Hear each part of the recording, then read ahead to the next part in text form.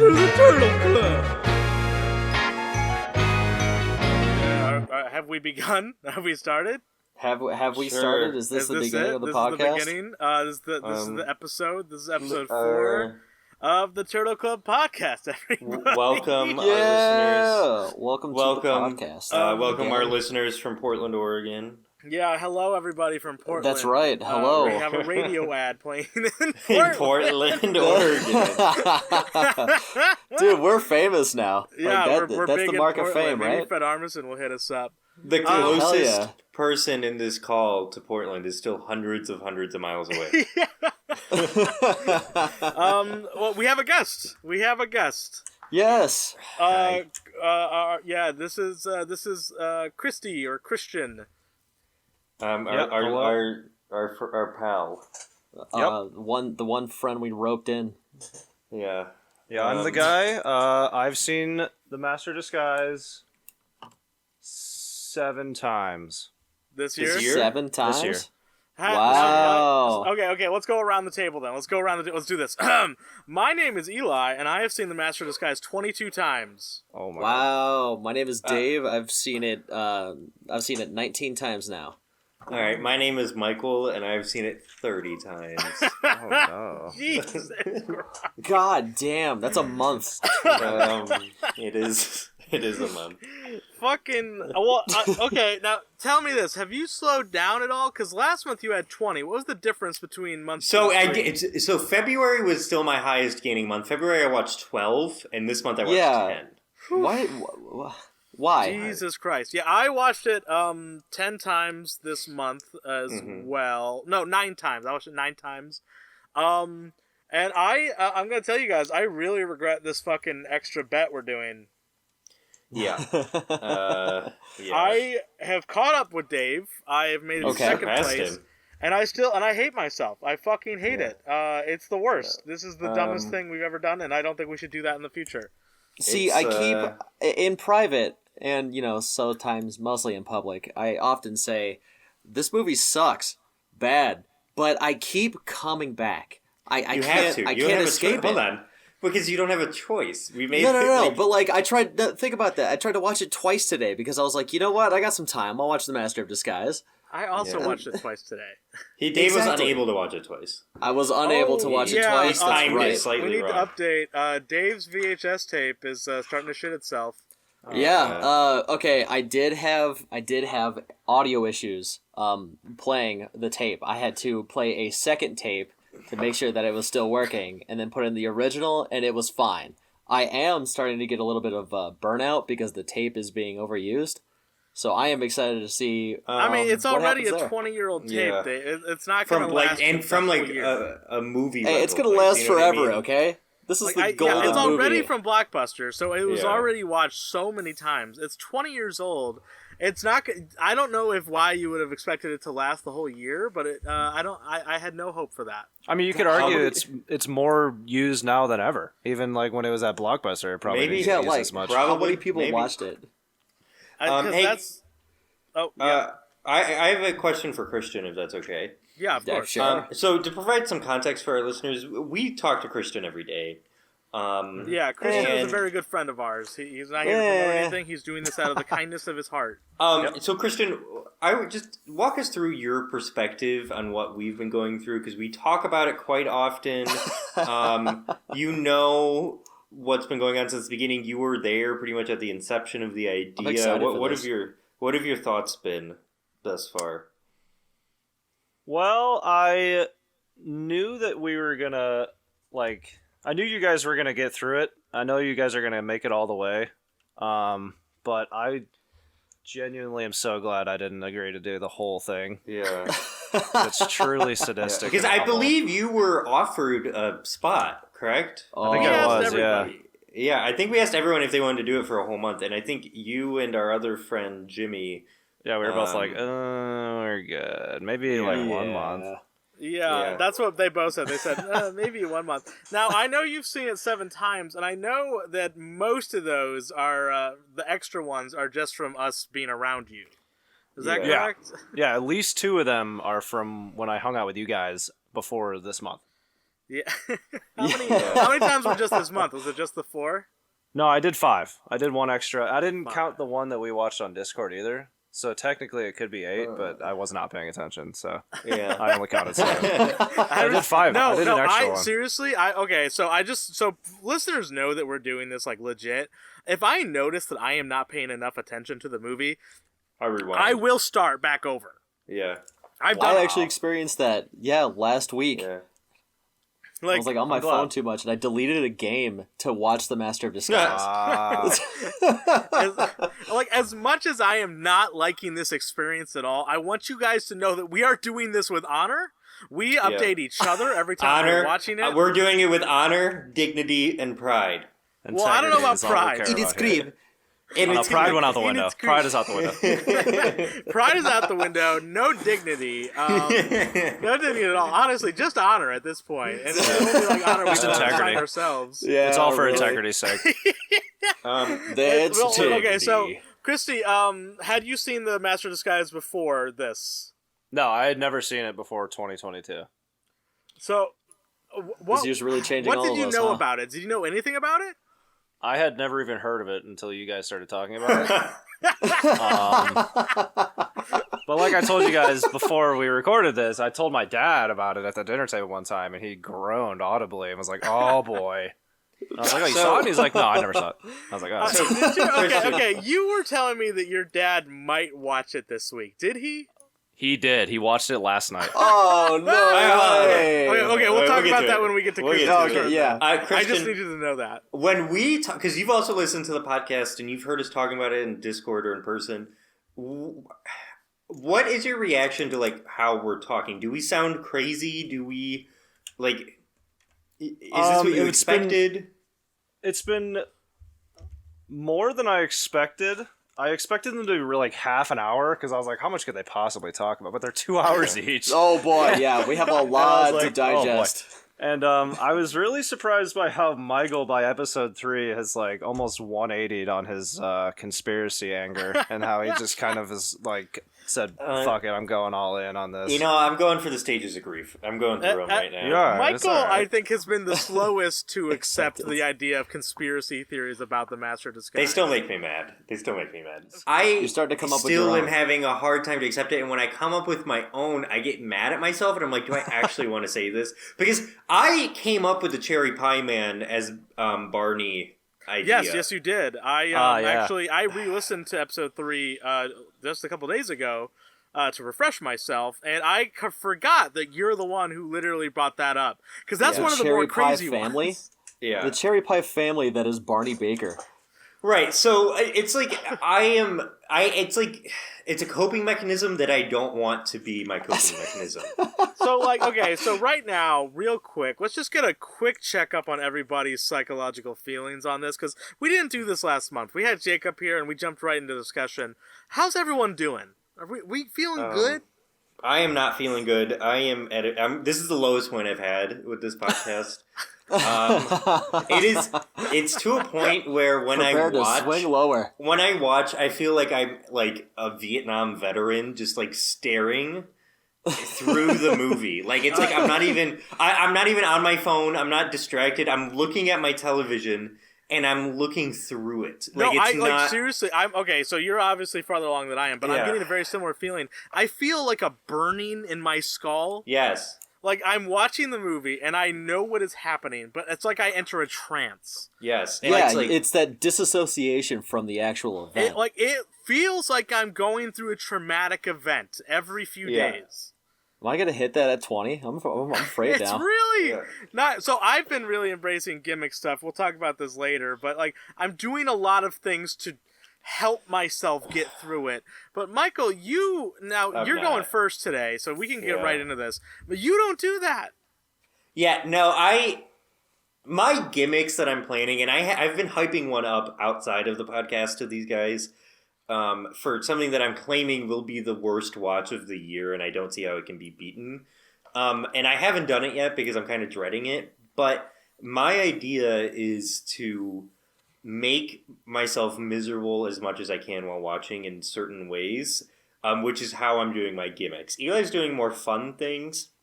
where I want to do gimmicks that make me want to kill myself. Well, yeah, no, I noticed that right away in episode 2 because I literally said like Michael's gonna poison himself and then not give himself the antidote until he can finish the Master of Disguise. And I think there's a lot of factors that go into it where it's like, so I haven't seen the Da Vinci Code since I was like 5 years old and my parents were watching it, but I'm pretty sure there's some religious guy in it who like beats himself or something. Is that correct? Yeah, that happens. So I'm pretty sure it's like that where like I feel like I need to punish myself for this. Like it's it's like a religious punishment. Yeah. This whole thing is punishment from God. Right, and I need to in order to prove my allegiance to the to Energico.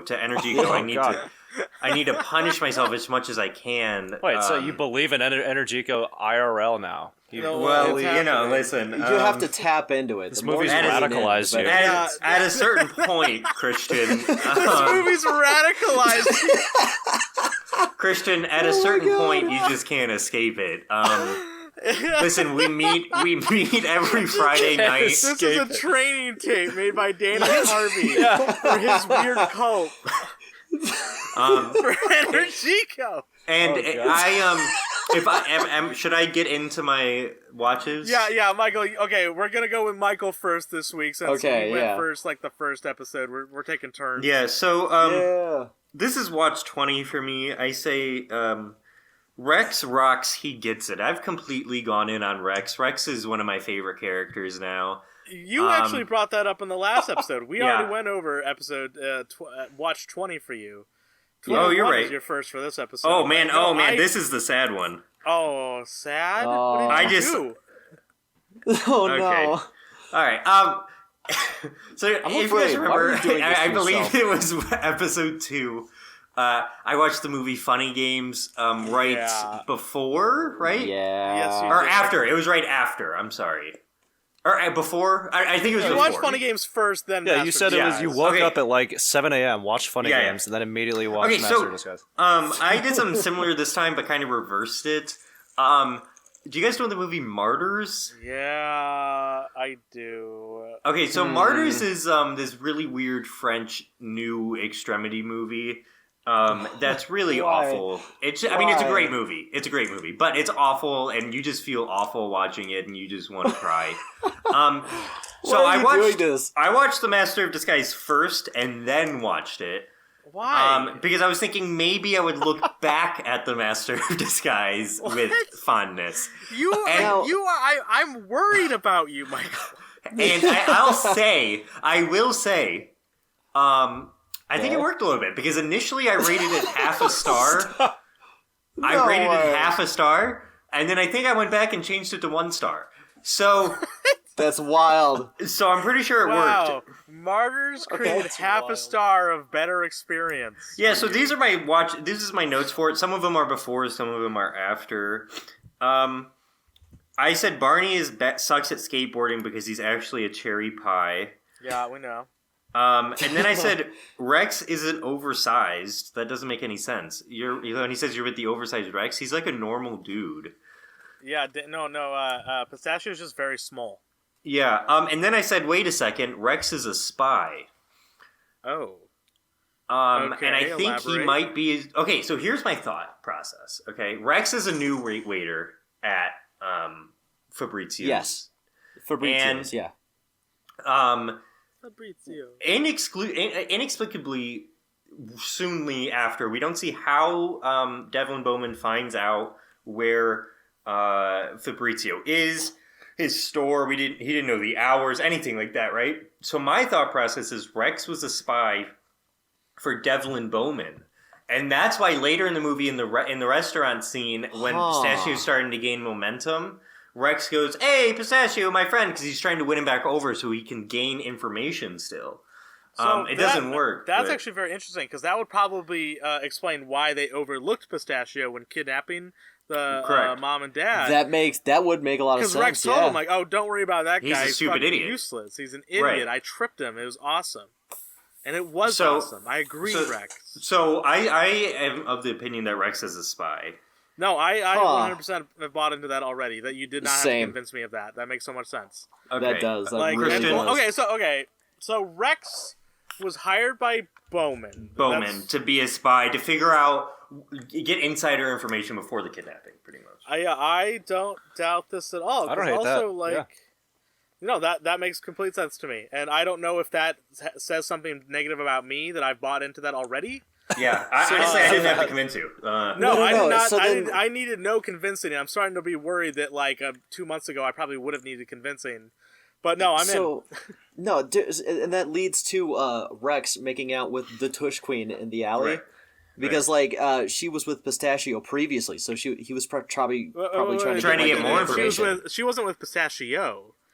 Pistachios. Yeah, she just got drunk at the bar with him the night Pistachios. before. Yeah.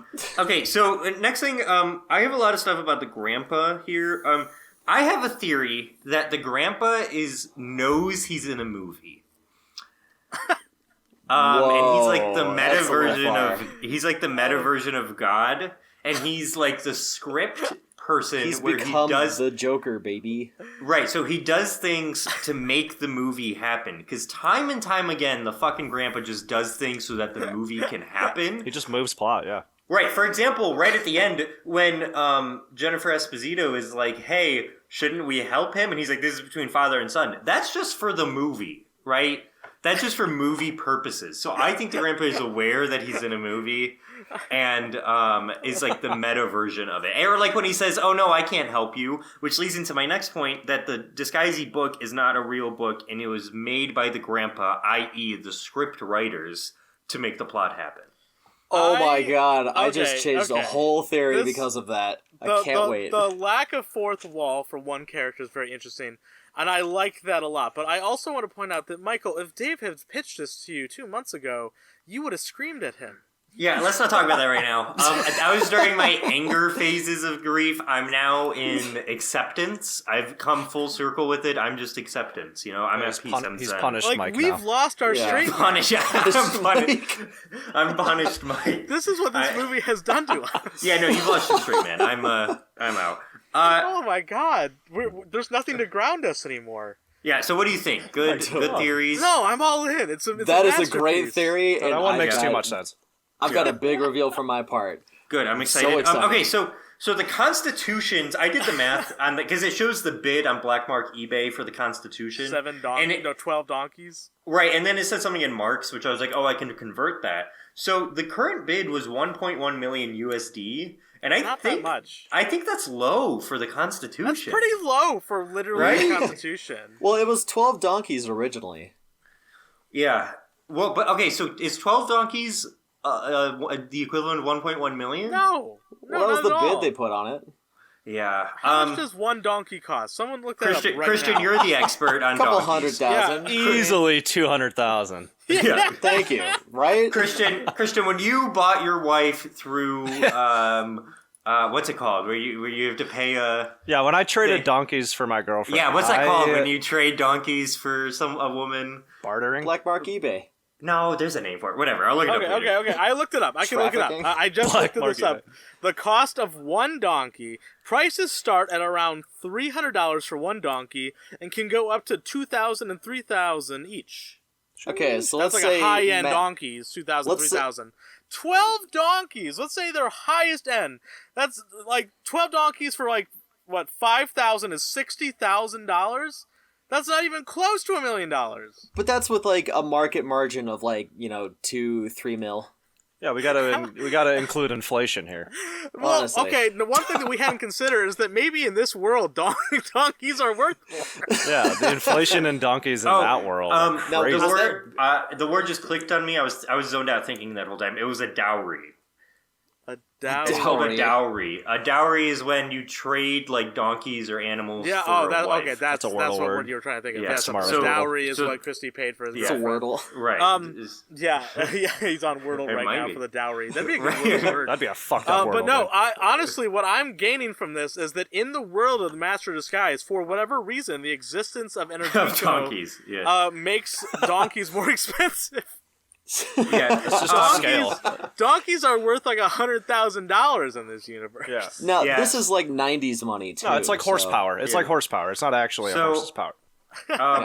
Another thing I would like to point out, at the very end scene when Pistachio's on the lunar module, he really isn't that high up, and it definitely reminds me of the ending of Metal Gear Solid 1, when Liquid Snake and Solid Snake are fighting on top of Metal Gear, and it's not that high up.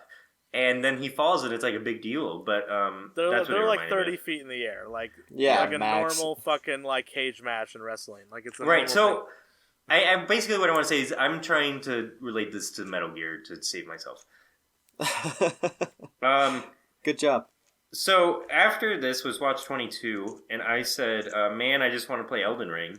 It's cool how much there is in Elden Ring. There isn't an area I hate really. 90% of the areas I could see people saying are their favorite area. Okay, now you're doing what I do. So I was just Just curious, an what is your guys' favorite area in Elden Ring? Favorite area in Elden Ring? Well, the Halig tree. Yeah, Halig Tree, yeah, definitely. I like- Dave I like would the- know. I like this scene where Pistachio's on the boat. Is that it? That's another ring? Yeah. The ice cream man, he's a boss. Oh my god. And then I put it would be funnier if he went out with a shaving cream beard on. So when the woodman comes, it would be funnier if he just went out with the shaving cream beard. still Yeah, okay. on, I actually think. had a note about this a few weeks ago that I forgot about. Like between then and then, like, why doesn't he have the beard? Because isn't he in the he in the bathroom when his dad discovers he's that? on the bathroom, and then he kisses his dad, and it like But like, rubs off a bit. what room would he have had to go to wash off? Because you're in the bathroom, dude. I also noticed that he instantly was clean faced. Yeah. So just obviously, that means they have a bathroom. They have 2 bathrooms upstairs. Yeah. So I just thought that would be funnier. I think that would make the gag work a little bit better. But they didn't do it. Okay, so after this, I started getting like kind of slap happy, and I put the Disguises survived the plague. Disguises are Templars for real. The Disguises are the Pope in Assassin's Creed 2 for real. True. I could see that. Barney doesn't have a dad because Jennifer fucked a cherry pie. Oh my god. Went all Really? American Pie on it. Right. Time at band camp. Right, yeah. So I have a theory that maybe she saw. When did that movie come out? American Pie. Literally only like 2 or 3 years before this one. Right. So I'm thinking maybe Jennifer saw that movie and was like, I could fuck a pie. No way. And then she had. So are well, you he's saying 7 that years old in the Barney's movie, only though. like 2 years old? They literally how say. pie he's Well, no, Age? cherry's pie ages quicker. You know, it doesn't stay as long. Good It's as like cherry dog pie years. years. Yeah, you Yeah, gotta Yeah. yeah, refrigerate it. cherry pie years. Right. I mean, and he's in like San Francisco, so it's not that it's not that. Yeah, cool. he looks more aged because of the sun on his skin. Yeah, he dries out. That's why he Gets can't that nice skateboard. crust on top. And you know what? Michael, back to your point where the grandpa knows the script. He knows he's a baby. Oh, that's a good point. Yeah, he does. Oh, He says, no "Come look at the way. talking baby." Oh, baby! Holy shit! way. Holy Get outta shit! here. Oh my He says, God. "Come look at the talking baby." Oh Gucci, my Gucci, god. Also, something I didn't point out. Watch 22 started Hell Week for me. Since I'm a teacher, I got spring break, so I was off of work for a week. So I watched it 7 days in a row. Yeah, and I was aware that Michael did this. And again, I wanted to do like mental health checkups on him just to make sure, he's doing all right. And obviously he is not. Yeah, and then I put the cops is were not. paid off. So we haven't discussed this. Do you guys think the cops were paid off by Devlin Bowman?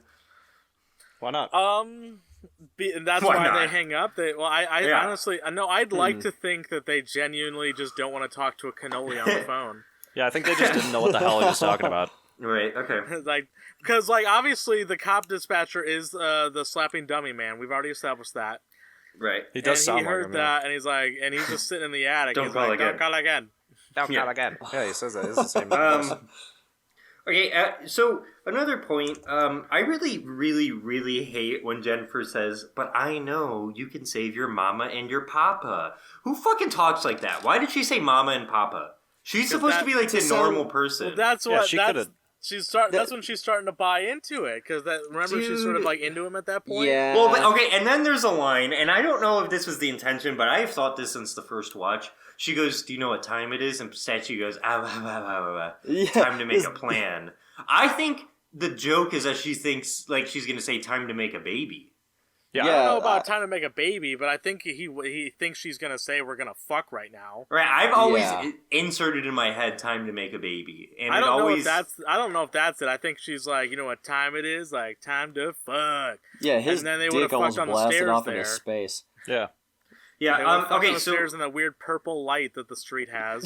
Yeah, it's the awful. weird The lighting in amorous this movie lighting. makes me mad. Also, we have yet, unless I have missed it, to talk about the creepy scene with Bowman and Jennifer. Where Yeah, he's, like, I really actually I have not notes pedophilia. about this, but I He's like trying to massage Let's her. get into it.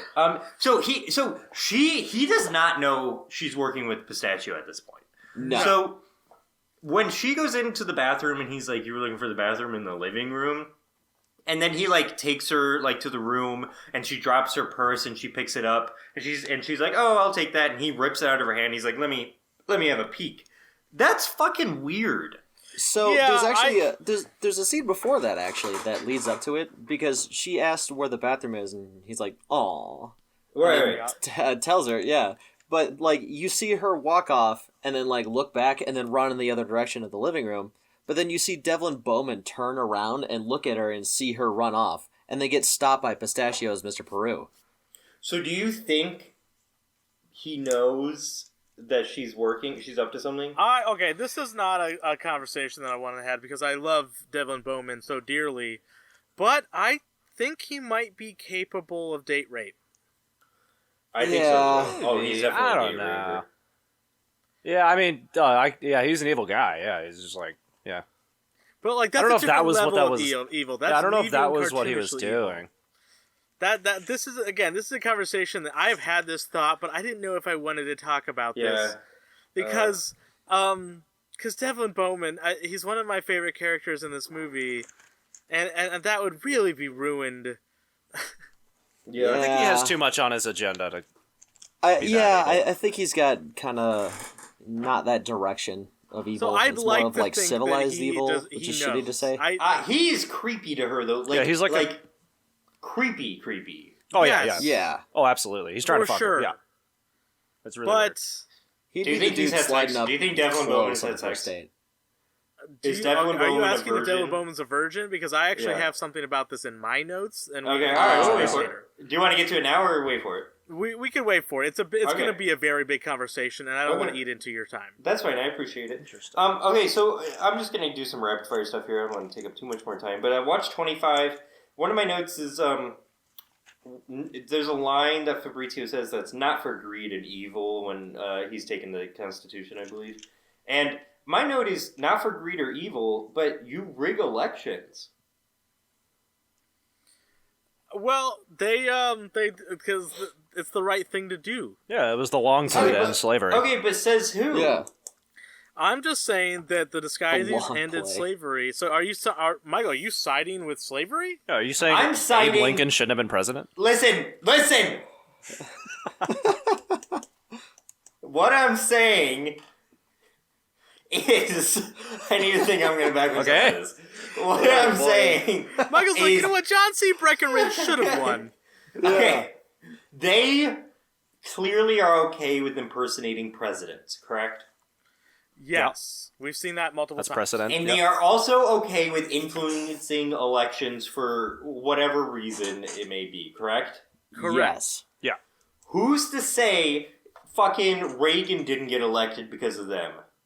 Who's to say fucking Grover Cleveland didn't get elected because of them? Well, yeah. they didn't elect those presidents though. What do you mean? They didn't do those ones. They did the good ones only. Yeah. I think are the I good think ones? the Abe I think Lincoln. the disguisees yeah. Name two good presidents. I don't want to get back to the same corner Michael did. Okay. Michael's They out here technically- supporting slavery They technically helped Washington. on the Master of Disguise podcast. I'm not supporting slavery, but like, I feel like if they wanted to get rid of slavery, they could have used their powers in more efficient ways than rigging an election. Is that fair? They long conned it. Is that Like fair? What if he fucking became the tree? What if they disguised themselves as Robert? They fucking tied up Robert E. Lee, disguised themselves as Robert E. Lee, and then ended the Civil War. What if Robert E. Lee was a dark-sized disguisee? What if the Civil War was led by two sides of the disguisee family? Oh, okay. Yeah, Yes. what if they had different opinions on where America should go? Exactly. Yeah, no, I'm in. Because there was a Lincoln disguisee, but there was also a Jefferson Davis disguisee.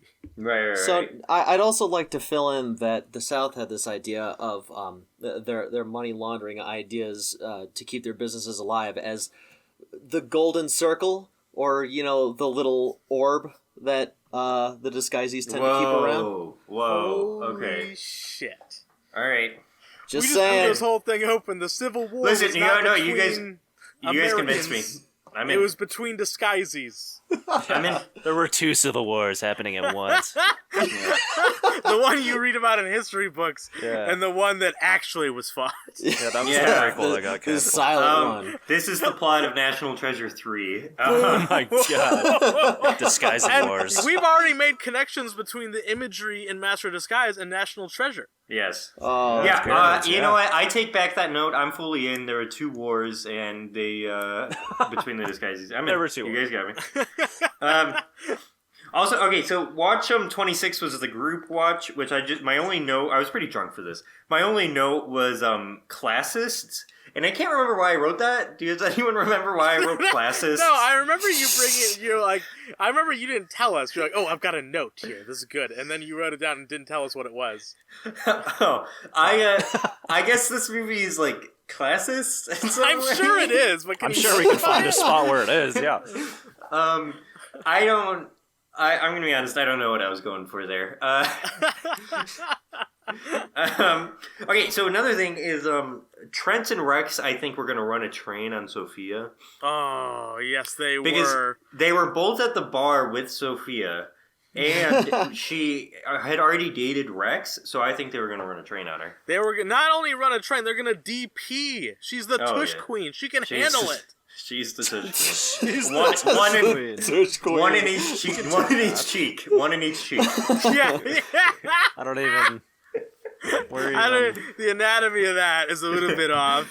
All right, let's move on. I watched 28. So I really ended up liking Dave's idea that it's the disguisey tradition to save the father. Yeah. Did Dave bring that up? Maybe he did. I did. Yeah, so I think it's a tradition to save the father, and so that's why the grandpa maybe did that, but who knows. Also, I want to point out that the Cherry Pie Man uses the book, making him a disguisee. Barney. He uses the book. I mean, is it like a... at the end of the movie. Wait, you referred Or to in the cherry... You referred to Barney as the cherry pie man with that, like... Yeah, they're so we- interchangeable. Okay. So... We're on the same page. In Yeah, the Chris, I don't know if you credits. got to this point in episode 3, but we've just... No, I did. asked- I just... Yeah, When Barney he said is- Cherry Pie Man, I assumed he was talking about Cherry Pie Man, not Barney. Right, Barney. Barney is Well, Cherry Pie. Okay, no, I didn't. I mean, He's I have a a different theory on that, but okay. In the credits, we see Barney open the book, which makes him an honorary disguisee. See, now, yeah, We no, to talked add about to this, that... because he's going to be the next disguisee. Right, but I think Is it it- adds to that. I'm adding to that. He opens But- the book, he but- uses the book. But does that mean we have, like, a cryptid/disguisey hybrid? Yeah, or, okay, I'm just throwing this out there. I'm just thought of this, throwing this out there. What if the cherry pie Jennifer fucked was a disguisee? Whoa. Whoa. I have a theory about Barney, actually, that is kind of involving that. That's that. Oh. Okay. Involving Definitely that? no longer Okay. that. That's going to be good. Okay, so Wait, we wait, know... wait, wait, Oh, wait, go wait. ahead. So one thing I think we need to establish right now with the Barney Cherry Pie Man thing is Barney the only Cherry Pie Man, or is Pie Man a real cryptid that does exist in this world? Or is it just Barney? I think I Barney is a cryptid as Cherry Pie Man. But I'm saying, did he base this outfit off of a famous cryptid that he had heard No, of? no, no, like no. a Bigfoot? He is Yeah. the cryptid. So he's not even a disguise. See, I Well- believe it's more towards of like the cherry pie family that Michael brought up. We've got kind of a race of cherry pies that sort of live off in the woods. So maybe that race of cherry pies are like cousins of the disguises. The race of cherry pies. What the fuck are you talking about? The race of cherry pie. The cherry pie tribe. There's a tribe of cherry pie men that live in the woods. You're saying this like it was confirmed in the movie, but you guys just... What do you mean? This is like thread after thread after thread that has led you here. Now you're saying it like it's a fact. It is! Literally, the facts are in front of you. There is a single cherry pie man, and it's definitely pistachio. So what exactly? Did you watch the same movie that we watched? Did you watch the same movie that we watched? How do you miss this? What are you missing? Christian, I'm going to be honest. I really don't understand where you're confused. Yeah. Okay. This is all extremely clear. If you would just Seriously, listen how to are the you not episode. getting this? Yeah, it's sub-content. I didn't read it. Dave, you're the only one on my level right now, Dave. So do you agree that the race of cherry pie men that Barney is related to had an interspecies relationship with Jennifer's mom, and then that cherry pie family is distant cousins of the disguises, which gives Barney a bit of Energico in him? See, look how fucking based and blue-pilled Michael and I are, okay? Yeah, what? Yes, you were right. Michael... Blue-pilled, what? I thought I was going to be making Michael mad, but Michael's off the deep end, and I'm the one who's upset now. We're in, like, level 15 of the Matrix right now. What is happening? I want to kill myself. Out of control. I am very... But, like, okay. Just so I am following the thread. Okay. Just so I'm on the same page, can you please just lay this theory out clearly? Dave, do you mind if I take this? Please. Okay, I'll back you up. Thousands of years ago, hundreds of years, whatever it was. I'm glad you're starting at the beginning. I'm glad you're starting at the beginning. Thank God. The disguises have only really been alive since Big like Bang. 1,000 years ago. Right, let's say 1,000 years ago. 4.2 billion years ago.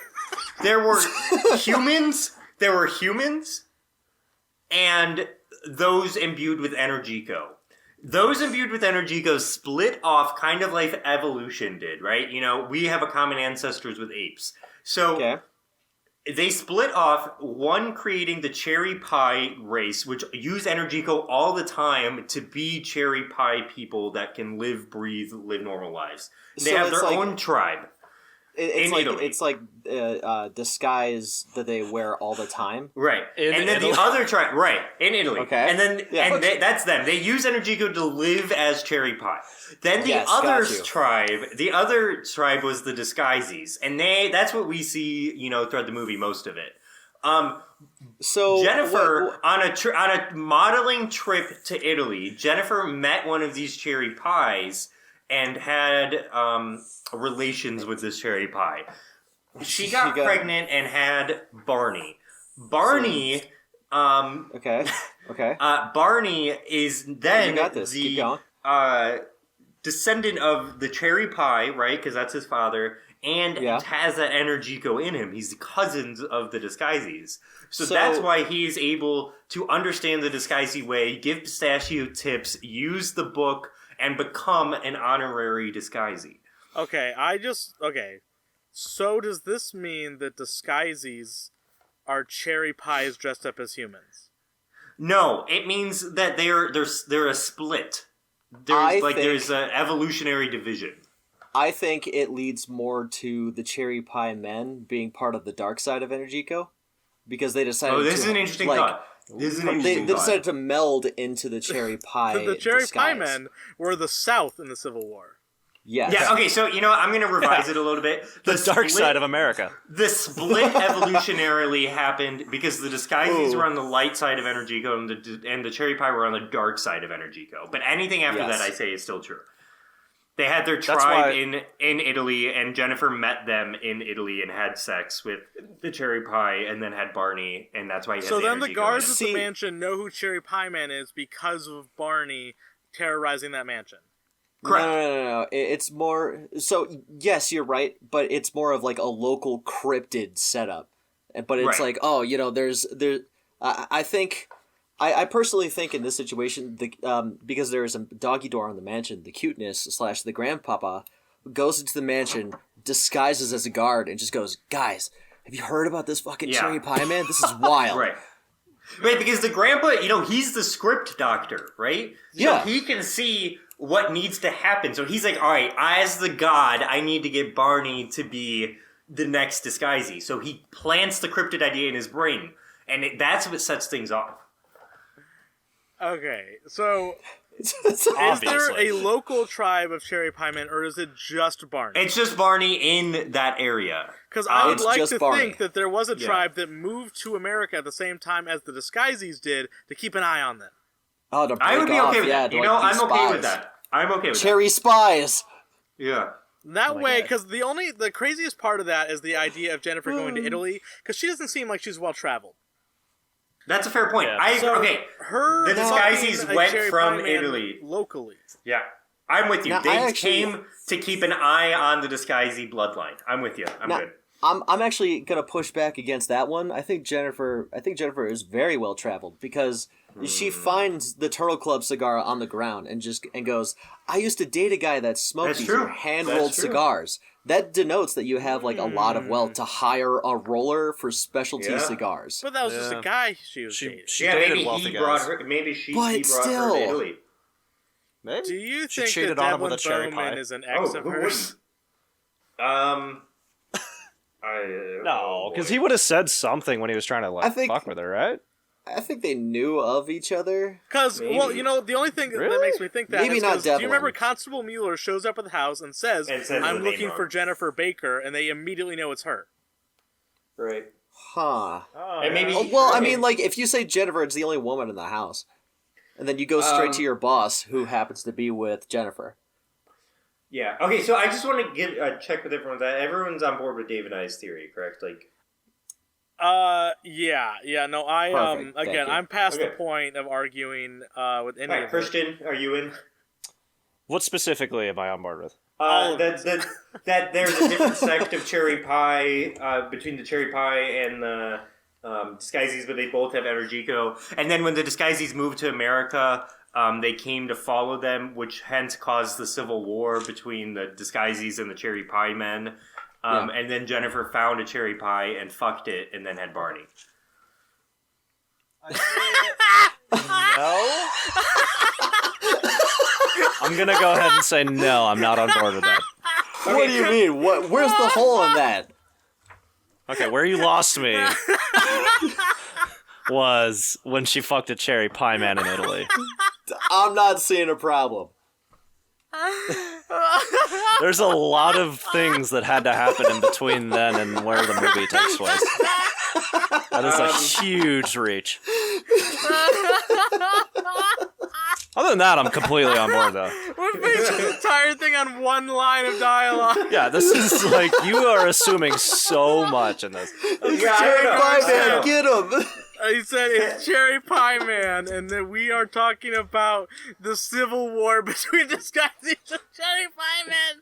Yeah, it's weird he yelled that. He's like, it's Cherry Pie Man from the Civil War. All right, so another question I would like to pose. Oh my God. We know the Disguiseys. We know the Disguiseys can disguise themselves as multiple people. Can the Disguiseys disguise themselves as two separate people? Well, At the same yes, time? because he asked, can he be the Olsen The twins? Olsen twins. Oh. So I you can think get some that's like powerful a- duos. I think that's a, like, you hit more master level Energico, and then you could become, like, the superposition of two people. It's insane that that's the most fucked up part of the movie, too. I don't know. The brown he's face like- is pretty bad too. Yeah, I don't know. The part where he's like, the Olsen there's a twins? lot of bad parts. Olsen That's twins so really bad. bad. Yeah. That's really Brown fucked up. face might be. I don't know. I guess They're it both depends what you really consider bad. worse. Okay, So, continue. a few things I want to do. One, I would like to make a timeline of our lore at some point, but that's neither here nor there. I think we'll get to it eventually. You Just get a with me thought out later. there. We'll Right. hammer it Yeah, out. Dave's Right. got this. I And then, got if they were here during the Civil War time, right? They've at least been here since 1864. Well, no, they were also there for Washington trying to chop down the cherry tree. Yeah. Right. Okay. Yeah, You're they've been right. here You're right. since So Columbus, probably. So right. And then so they also have- Why the fuck do they still have an Italian accent? Well, I think that Fabrizio was still in Italy. Okay. Yes. He went. he was in in Palermo at the America. beginning. Yeah. Right, but that doesn't mean. I mean, Devlin Bowman was in Palermo, but he doesn't have an accent. Yeah, but I don't think. Did they operate out of Italy though? Did they operate out of Italy and they were robbing him in Palermo? I'd like to think so, and then they moved to America because in the alternate ending, because they were running from their disguise. With the Captain America shit, like Pistachio kind of mentions, like, "Hey, we're a melting pot of people."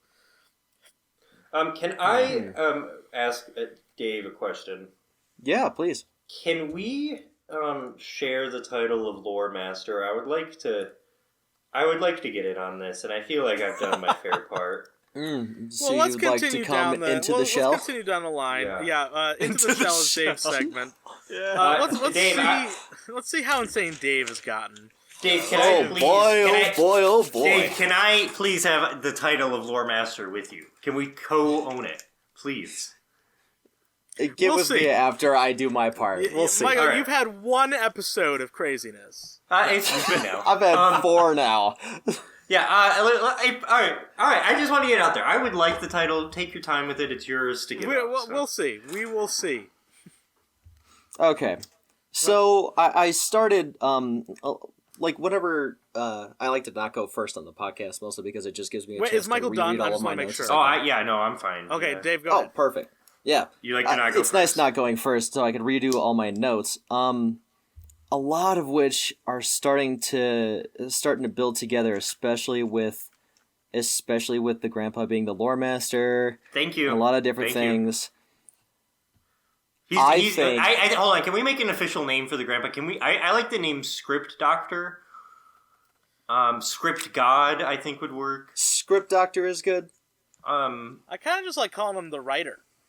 The writer. All right, let's call him the writer. Writer. And like I'm starting to look at everything, and it just feels like the whole plot of the movie is just like Princess Diaries. It's just the grandpapa reading to Pistachio's son. You mean Princess Bride. You mean Princess Diaries Diaries. is a very different movie. No. I got it right. I know what I'm talking Princess about, Diaries okay? with Anne Hathaway. Princess Bride. My bad. Okay. Right. Okay. I watched one movie and it's Master of Disguise. All right, cut me some slack. But I watch one movie, guys. But I think it is the grandfather reading the book of this entire event. Basically his insemination. To just like the kid choice at the end there, but the kid being born. Literally, the plot's leading up to like the two parents fucking the grandpa, putting them together in the fucking audition. Dave, like, you had a what weird is this? pause there. You had a weird pause where you went, the two parents fucking the grandpa. And then, I said, and the grandpa. And then I also misheard you thinking I moved on to a different part. But, like, what's this weird story that the grandpa is just telling this kid? Alright, can I add to this? Yeah, please. I think the grandpa is telling it to... after the movie, since Barney became a disguisee, I think the sect of Cherry Pie and disguisees mended their feud. And I think the grandpa is reading to Cherry Pie children that don't know the story of the disguisees. I like that. Now, you know what? I've adding to that, I've had this idea. It's so at the beginning of the movie, where after Pistachio and Fabrizio kick the Texans out of the restaurant, Pistachio has the line of like, oh, I've got all these voices in my head, and I originally had the twin theory. Now, it's not a twin, but disguisees can breach into the mental history of disguisees past if you're trained. But because Pistachio was untrained for so long, it became just like this random kind of flash in his head. Yeah. So the voices of his ancestors are in his head. I want to point out, for like 15 minutes, I've been pacing back and forth because I've been thinking. No, this is important stuff. This is good. No, you need to get the brain juices flowing. Yeah, this is very good. I mean, it's so weird to just like sit with all these events. So then when we've established that the grandpa kind of has this like time slip idea.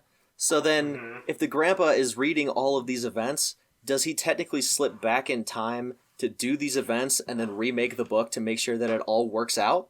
Is that why it's so jaded and weird? Like all these events are very strange. And forced and like the doggy door on the Bowman Mansion, the cherry pie. So, all right. So it's like so in the book The Hobbit, Bilbo writes the book after his adventures, right? Yeah. There and Back Again, A Hobbit's Tale. I think it's similar to that, where the grandpa was writing his book on this, and as he was doing it, he was like, I don't like how this went. I'm going to go back in time and change the events of this so it makes us look better. So when I'm telling it to the cherry pie children, they are understanding it and thinking us look better. Wait. I was so on board until I realized he was telling the story to cherry pie children. He's telling it. That's a fact, right, Dave? How is that a fact? More of like You can't just turn a day for everything. it's more of like the field right, of Dave? Energico Right? children. That's a fact, right, Dave? No. Michael's got it right. It's the children of Energico that are learning this story. Right, Cherry pie men alike. You know what? I'll fix what I said. It's not just cherry pie children. Yeah, it's Look, the kids in the Energico temple thousands of years from now. Thank you, God. Why do you like? You're It's the cherry pie kids in the Energico temple. It's like the younglings in Star Wars. Yeah, they're younglings. They're cherry pie younglings. The grandpa is the Yoda of this universe. Yeah, exactly. Yeah. Actually, I have a different theory on that. Oh, okay. On who he is in this No. universe. Oh boy, here we go. All right, Dave, continue. Just God, that was just the biggest thing. Like, Michael, I am glad to proudly Dave, share the title. Dave, I need to think. Oh my God! Wow, Yes, you and I have formed an alliance. This is the best moment of my life. I'm about to cry, actually. Oh, buddy. This means a lot. We've done it. Because you know what, Dave? We started this as enemies. And As we've enemies. come together. And Full we've circle. come together like the Cherry Pie tribe and the Disguises. We've Wow. come Thank together. you. Just What like a the North and the beautiful- South. That's What the a beautiful perfect analogy. metaphor. We're Yeah. healing this nation. Yeah, That's just like the South. Just like the... Oh my God. Beautiful. God, yeah, just the fact that it's all being like rewritten history and it all just links together. I'm Wow, like, this is I gotta all an tap out. allegory, yeah. I've got so much that I have to think on now. Oh, And when yeah. you think about it, Pistachio is kind of like a Christ figure, you know? Ah, That's right. okay. He's the Jesus. He's Okay. the Jesus in the Bible that the grandpa wrote. Just saying. Okay. I mean, What, because he's the probably- protagonist? Nah. So then, wait. As soon as I ask a single question, the whole thing falls apart. Like He's the basically master, God. like this is the story of the hero, right? Because it's the rite of initiation that he goes through saving his grandpapa. Mm-hmm. So I think it's I don't think it's more of the I think it's more of David and the Goliath. Ooh, all right. I like David and Goliath. Oh, I like that. Oh, I love that story, yeah. yeah, that's a great one. This is good, Dave. I think we made a lot of progress tonight. We're growing. We're healing. This is great, yeah. yeah. Dave, you know what you're doing, right? You are not fighting back against the mental health downward spiral that Michael has put himself on. You are enabling. I'm not. This I is don't not know a what sign you're of talking victory. about. This is I a don't sign that know Michael what- has been corrupted to the Yeah. core He's going to have by another the hell week. Master of Disguise. Is this what's No, going to no, happen no. to all of us at Watch 30? Hey, I just realized I'm on pace to watch it 120 times this year. No. Oh God. boy. Oh my God. That's every other day, almost. You're watching other movies as well, right? This is not the Oh only yeah. movie Oh you're yeah. watching. Here, hold on. I'll tell you right now. I'll tell you how many other movies I've watched this year. It's been a lot. I would say at least like over 100 this year. Different movies. Yeah, I've watched 103 different movies this year. And how many of those are Master of Disguise? 30? None of those are masters. Oh, that's There's not even 130 100 without days the Master yet. of Disguise. So okay, wow. that's good. I'm glad that you've got some buffer. Yeah. More than one a day. That makes me. Oh yeah. No. My average movie weekly thing is like 11 a week usually. Yeah, Oh, wow. I did know that. Productive. I'm just glad that you've got something between these viewings. Yeah, no, for sure. And I'm gonna be honest, I'm gonna credit Elden Ring to helping me become a lore master because there's so much lore in Elden Ring that it got me interested, and I think it carried over to. I thought you were gonna say like Elden Ring made you good at like doing 500 things all that are exactly the same, doing it over and over again until you go insane. Right. Yeah. I mean, that is something that Elden Ring is good at. That's Michael, okay, I'm that's glad. Good. Dave, continue. I just wanted to make sure Michael's okay. Honestly, I want to leave it there. Michael's giving me a That's lot it? to think of, and we're gonna reconnect. No. Dave and I can I ask permission on something from the council? Continue. Can Dave and I discuss outside of the podcast to form more deep lore for the next episode? No, I like that we have this recorded. That's actually Okay, I actually agree with that. Okay, Yeah. are we allowed to make the timeline outside? I think With I think a bonus previously episode discussed. of that would be interesting. Of just Dave and I. Yeah, of just you and Dave. I don't have to be there for that. All right, Dave, are you I down would for do this? that. Yeah, I would have a great time with that. All right, yeah, we'll make a timeline for it. Hell yeah. Okay, good. That will be your guys' little thing because I don't want to do that. Good. Yeah. We have a plan. Yeah. So this is good. I will go next if that's okay with you, Christian. Yeah, please. Do it. I do have some lore to add, but I'm gonna wait a little bit. I feel like we need a little bit of normalcy here for a second. Can I say one thing? Yeah. Oh, yeah, please. I still hate this movie. Okay. Like, What do you don't mean? don't think because I'm adding a ton of lore to this, I like it. This movie is terrible, but This is a necessity. I'm having fun adding lore. That's No. I don't Okay, want people to let's think get I into like that it. for a second because This is I a want coping people to mechanism, know that this is something that we need to do. Yeah. This is something. Yeah. If without this, I don't know what we would be. Like What are we, this would martyrs? be so much more miserable if we Yeah. didn't have the ability to create conspiracy theories about it. Yeah. Like No, absolutely. Honestly, it is pretty we've exciting kind of thinking talked about this this.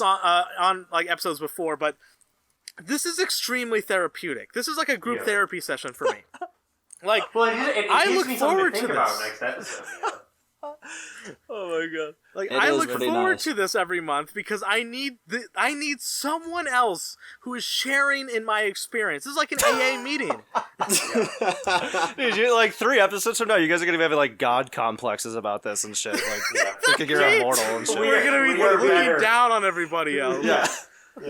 No one can do You have this not except for us. seen- You have not seen the Master of Disguise 60 times. We were chosen by Until the you Lord above. said- We were I'm gonna- chosen. I'm not gonna be an anarchist anymore. I'm just gonna believe that people who've seen the Master of Disguise 60 times should have. Like, There's 2 types of Master of people. Disguise supremacy. right, I'm Oh gonna my completely God. Oh my abandon my God. political views. For that. Okay. Disguisey supremacy. We're the So I want children to of make that very disguise. clear to everybody. No matter how seriously we discuss this movie, we all hate it. Yeah. Even Well- Dave. Even Dave. It's like, well, Dave over here. Like, oh, actually, I mean, it's not that bad. fuck off. Arguably, it's not Fuck that bad. But yourself. Arguably, it is bad, but I'm what's at perfect about 19. this movie?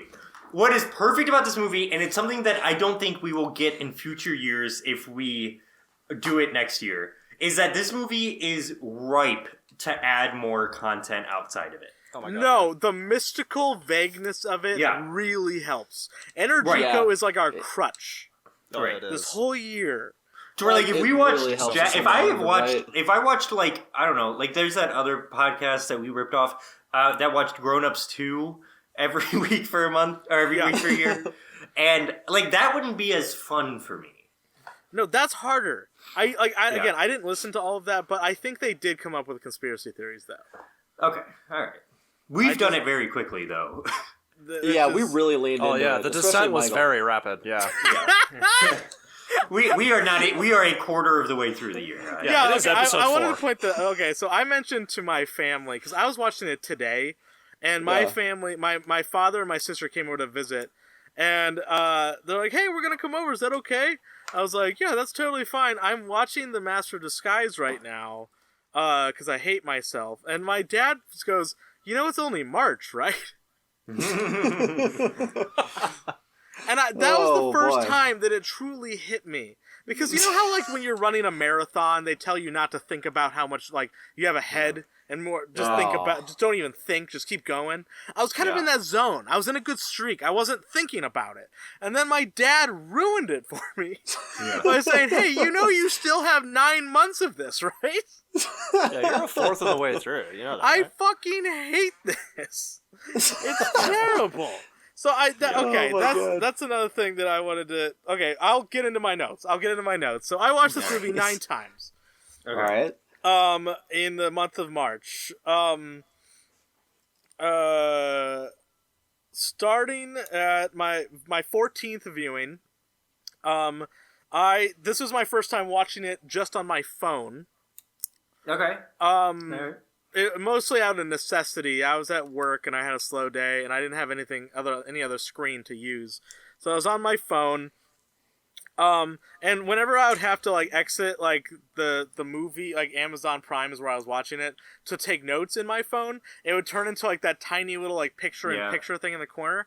So I was watching this on the smallest possible screen. Mm-hmm. For, like, whenever I was taking notes. So I really want to emphasize that I even struggled counting this as a viewing, but I did watch it the entire way through, even if it was a tiny little screen. So I counted it. And, that sounds fun, though.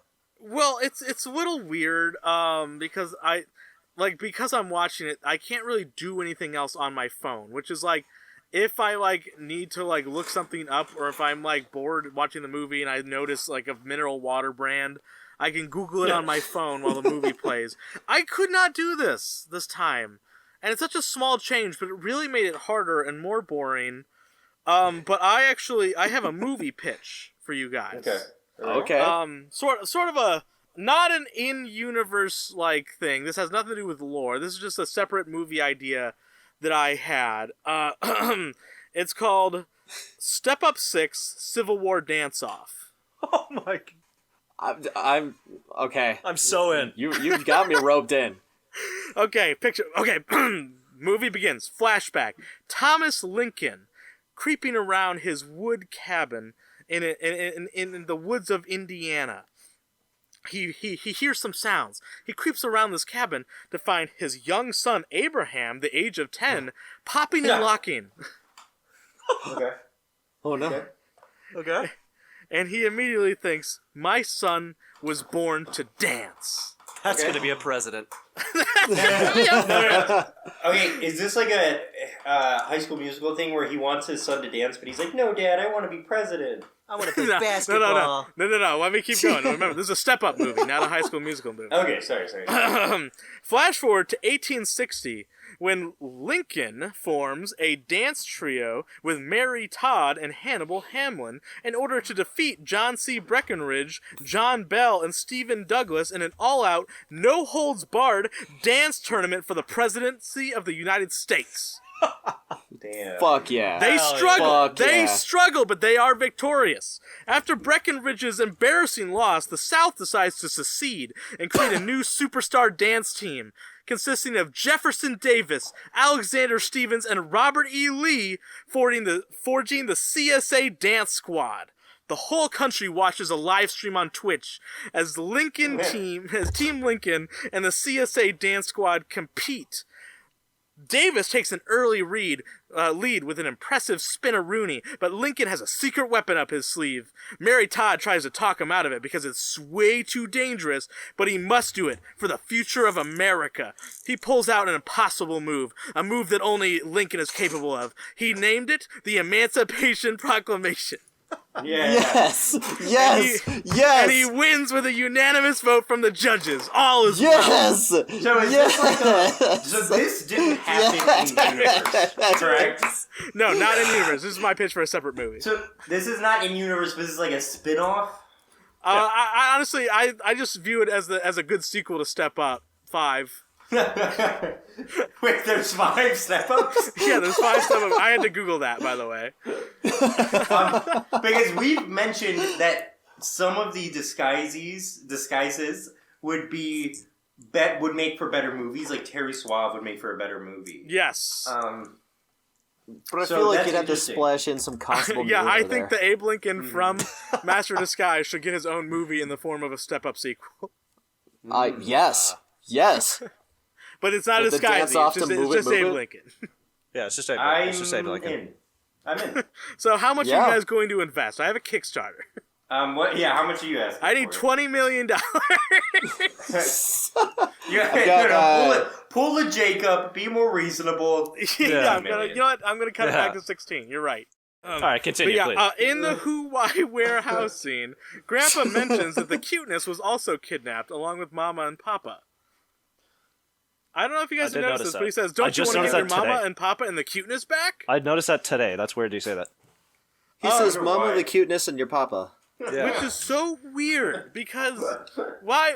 Because he's the cutest. We believe that the cuteness is kidnapped, but we know that the grandpa's there. And then when the cuteness shows back up, no one reacts. No one cares. It just kind of shows up again to skateboard with Barney. I don't get. Maybe just the entire time he's had the cuteness his whole life, it's just kind of showed up randomly everywhere, so he never even questions it anymore. Well, that would make sense if the cuteness is the grandpa. He's going on errands. No, wait, is that and stuff. Is that the skill of Disguisee Master, the superposition, where you can exist in two places at the same time? He's projecting himself as the dog, and that's why he's standing still. And then you don't see the dog, and when he's doing the dance with Pistachio.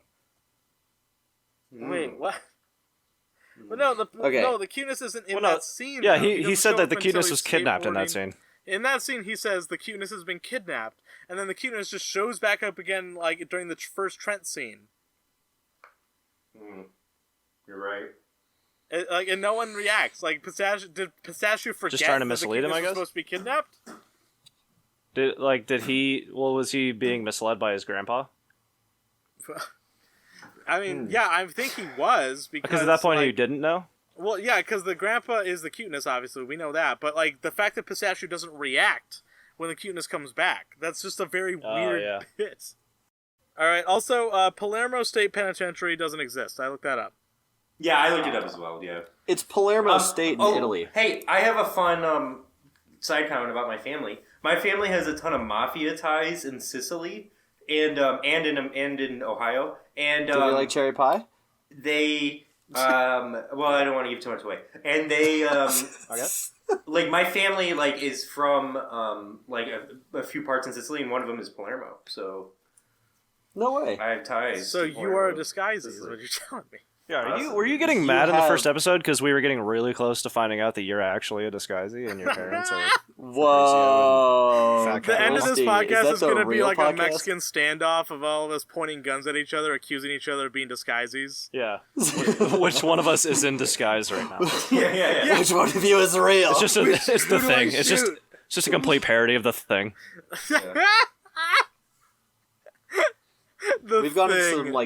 We've gone into some Scanner Darkly territory now. It's so funny because The Thing and Master of Disguise both feature very cute dogs.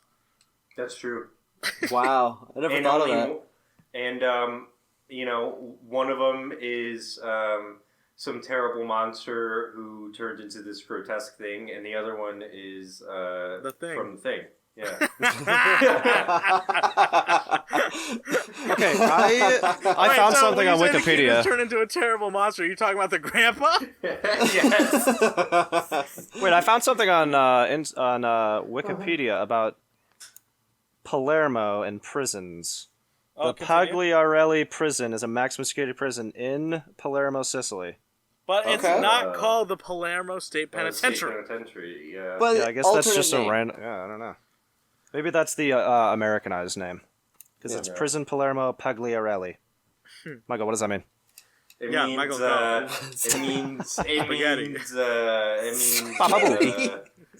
a boop-a-da-bop-a-no. Okay, that makes sense. It's me, Palermo prison. As a non-Italian, that makes sense to me. Yeah. No, that was a flawless okay, guys, accent. I need to get through my viewings. that was my first viewing out of 9. Jesus. 15, I watched it on my phone again. 16, Yeah, this is when I was watching with everybody. This was the group viewing in Discord. Yeah. I had a small theory. I didn't put any thought into this because, again, I was drunk that evening and I forgot I wrote this down, but I'm looking at it right now, and it makes a lot of sense. What if the Ice Cream Man and Cherry Pie Man are both cryptids? The Ice Cream Man from the Ice Cream Man who stole 22 children. I think it was it could be a cryptid in disguise. Like they warped out of our dimension with the children. Yeah, what if it is just a Cherry Pie Energico character? Because without the Just as ice Energico, cream. how else would you fit 22 children into an ice cream van? It just doesn't make sense. That's a good point.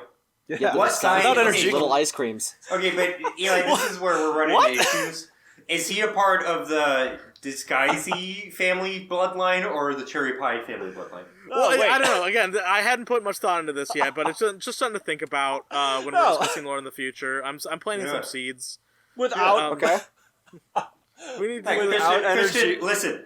Christian, I've been where you are. No, and, hold on. No. Without Energico, how could they possibly fit 22 kids in an ice cream truck? How the fuck does Energico have anything to do with that? Look, What part of it- You can force them to wear a disguise. Yeah. And they Disguise flip as the an dark ice side of cream energy. cone? They Yeah, like a listen. no. If the they grandpa do- disguising himself as the cuteness has taught us anything, is that they can also change their sizes with Energico. Yeah, but they have to be Exactly. animate objects, right? Yeah, so No, there's like we the don't little know that. ice creams with like the SpongeBob pops and stuff. Right. With legs and arms and faces. Exactly. Yeah. So next time you eat a little Spider-Man thing from an ice cream truck, that's a With child. the wonky eye. My God. Christian, I'm telling you, I've been where you are, brother. I see it. My brother Wait, you're and wrong. Energico. My brother Over and at Energico. Energico, I've Yeah. been there. My brother in Pistachio, you're wrong. My brother in disguisey. Yeah, my brother in disguise, you're wrong. Wow. Do It's not okay, you will disguise come your to see eyes the light. from the lies. Energico explains all. The Energico is above all. Yep. Alright, fair enough. I wrote, it's much easier to watch when you're watching with people, Yes. especially good friends. Ew. Shut the drunk. fuck up. And I think the key is being shit-faced. I think the alcohol helped. literally in my notes it says also easier when drunk. Oh my God. That's amazing. Let me see. Oh, viewing 17. This is kind of a fun one. You guys all know them, but my grandparents are quite the characters. Mm-hmm. Their names are Ken and Cam. They're the sweetest people on planet Earth, but they're old and they're sweet. And I pitched to them like, "Hey, we should have a movie night." Where I popped in the DVD for The Master Disguise. Do they know that you've seen this? At the time, they did not. Okay. I explained to them afterwards, but at the time, they did not know my history with Master Disguise. Okay. So I popped it in, and I don't know why, but the first question out of Cam, my grandmother's mouth, when the opening credits were starting was, "Is this in Spanish?" What? What? What? Does she want to show someone who speaks Spanish? I don't know. I don't know why she thought it was in Spanish. That was just the question she asked me. And then as soon as Dana Carvey gets on screen, my grandfather asks, "Is that Ace, the pet guy?" Who? Ace? Who the hell Jim even is Carrey? that? Oh, Ace Jim Ventura. Carrey. Yeah, Yeah. Jim Carrey. They I'll just go through this really quickly because I took a lot of notes while this happened. But the only time my grandfather laughed in this movie was when Barney would crash on his skateboard. That's amazing. Actually. Every time Barney crashes on his skateboard, Ken thought it was the funniest thing. What? Like he Oh, laughed man. so hard. Weirdly, my grandmother was the one who laughed the most at this movie. She laughed at the Abe Lincoln scene, Ooh. which is funny. She loved the slapping dummy. Every time slapping dummy man was on screen, she was dying. She thought it was really funny. The first fart happened, and they were dead silent. They sandbagged it. They didn't want to address that a fart occurred. Again, these are 80-year-old people, so it's kind of rude to them, I guess. But then the second fart, Ken laughed. Not even a laugh, more just like a small chuckle. But by the third laugh, the third fart, they both laughed, And then every fart after that, they both laughed at it. Yeah. So I'm really glad. One of my favorite things is that Gammy Num Num is on screen, and my grandmother goes, "That looks like Uncle Doug's hair." Okay. Is that accurate? What? I'm not sure who my Uncle Doug is. I'm not sure if it's her Uncle Doug. I don't know who that is. But apparently he looks like Gammy Num Num. Okay. He has the same hair as Gabby. Poor guy. Poor mom. And if and you know what, I really don't think I have ever met this guy, because I'm pretty sure I would remember that. Yeah. Oh, that's not the worst head of hair. What? What? What? To be Gammy Num Num? It's a Look, good hairline. is not a bad disguise, but Thick red hair. I don't hate that. And then later in the movie, I noticed that they had not laughed in a while. I'd say the second half of this movie, other than the farts, they really didn't laugh. They did not seem like they were having a good time. Okay. But so I was very curious what they were gonna say afterwards, because literally by the end, it was like awkward. Like by the last maybe 25 minutes of this movie, they really didn't laugh at anything. Were you laughing? I kind of chuckled at the farts. Yeah, that's the only thing I still was laughing at this point. So in my head, they hated it. Afterwards, I asked them. Both of them claimed that they loved it. They called it hilarious. Cam, actually, the next day I spoke to her, and she said that she was still thinking about it. oh What boy. part, I wonder. And I was very curious about it. So afterwards, I also explained to them why this movie, and I told them, I tried to explain to them what a podcast was. I just said it was like an internet radio show, basically. And they didn't seem to understand, but they were really stoked about it. I'm like, well, that's nice. Wow. And they apparently they even man. recommended the movie to a friend, Oh God. which is fascinating. So then my 18th and 19th viewing were one right after the other. Both of them kind of gimmicky. My 18th viewing, I played the movie on my laptop. I played it on my laptop, and I put it on at the base of my television. On my television, I decided to watch all of the special features from the DVD. Nice. Okay. There's some weird stuff. The turtle guy is kind of the host of the DVD. Like when you go around the menu, the turtle guy will talk to you and stuff. Damn, And he really has a played up the butler turtle. named Mortimer who will feed him stuff. What? What? It's Mortimer? very weird. So Is Mortimer a name? Mortimer's a name, yeah. Oh. It's like Morty is short for that. So there's this weird bunch of stuff where you click a thing on the menu, and then it takes a while to actually get you to that part of the menu, because they have to have a funny little skit where the turtle guy explains where you're going, and then he's like, "Mortimer, please feed me," and then Mortimer feeds him grapes or yogurt or other assorted foods. What the fuck? Wow. That was really strange. What the shit? It's an unintroduced character from the movie. That's like a whole new Yeah. character. Yeah, that was very, very weird. So Mortimer What are the lore probably implications? has some lore behind him. Yeah, the lore implications of Mortimer are huge. Are huge. Dave, you know what? I already have theories about Mortimer. Oh, boy, here we We'll get go. into it. Oh yeah, here Well, we go. Yeah, that's 4.5. No. We'll save it for Yeah. we'll save it for the timeline episode. I watched 4.5. all the deleted scenes in their entirety. I already seen a lot of the proportions of them on YouTube. But I actually watched the scene of Grandpa revealing himself to be the cuteness, and there's a weird moment where Pistachio goes "You were our family dog for 23 years," and I didn't realize that the cuteness was supposed to be 23 years old. See, that's probably why he didn't question why it just shows up out of nowhere all the time, I guess. That's an old fucking dog, though. That's a very old dog. Why did they not, after 20 years, be like, okay, this dog hasn't aged in 10 years. I don't know what's going on anymore. Yeah, what is happening? Also, one of the deleted scenes, again, I think the alternate ending of this movie is so much better than the one that they left Significantly in. better. Like, Significantly. so much better. Actually, and like again, like I don't know if it's just because I've watched the normal one so many times, but I watched this like full deleted like alternate ending, and I'm like, this is a lot better. It's more thematically appropriate. It doesn't have a dumb George Bush thing thrown in.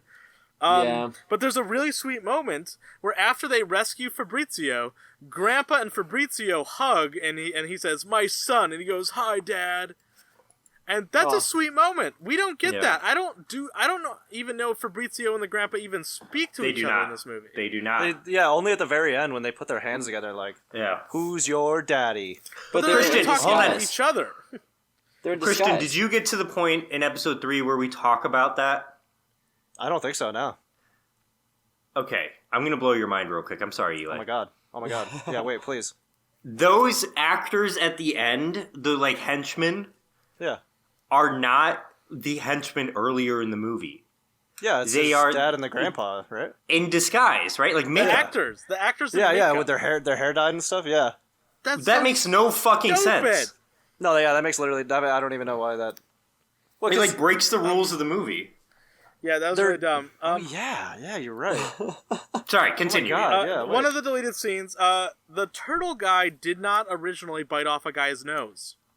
That's the Adam Sandler edition, right? Yeah, Adam Sandler added that joke, and I always wondered what it was originally. And in the original cut, he ate a bunch of people's cigars and then spit them out. Yeah. Oh. And if you actually watch the original trailer for the movie, that scene is in there. So that means that the nose thing was a pretty late addition. Yeah. The scene with May or May Not is a weird one because it literally covers all the story beats of Gammy Num Num's scene, but with just a much better disguise. Yeah, I definitely think... Is that the toy one? Yeah, the toy guy. Okay. The toy mayor they guy. definitely had filmed 2 different versions of that scene, I think. And May or May Not is so much better. Yeah, they picked the worst one. He's from Toydelphia, Pennsylvania. How is that not charming? That's fun. Like I guess I genuinely, if they left it in the movie, it could have competed with Quint for best scene in the movie. Yeah, it is funny, and then they replace. I'm so much more mad about it because they replaced it with fucking Gammy Num Num, which sucks. Farewell and adieu, my wee Spanish lady. I think it was. I think the idea behind that was that it was seen as too childish, so they needed something to appeal to the adults. I'm going to be honest. I think it was they wanted him to dress up as a woman. I agree. Dumb call. Yeah. Very bad call. There's a great part at the end of it. There's a great part of it at the end of it where they're in this like toy booth talking to Devlin. And then at the end, like when it's not working, a bunch of children, like Girl Scouts, walk up and they're like, "That's the guy who stole our booth!" And he has to run away from a security guard while laughing goofily and shooting bubbles out of his hat. Best thing! It's so funny! Well, not so funny, but for this movie, it's funny. Well, not that funny, but... Well, yeah, I mean, yeah. I have a quote from the turtle guy in the DVD menu. When he's explaining what Energico is to the person viewing the DVD menu. Whoa. He says, "Energico is a magical energy that binds all disguises, past and present." Binds all disguises? So Dave like the Avatar. Wait, what? No, hold on. Pistachio is the Avatar.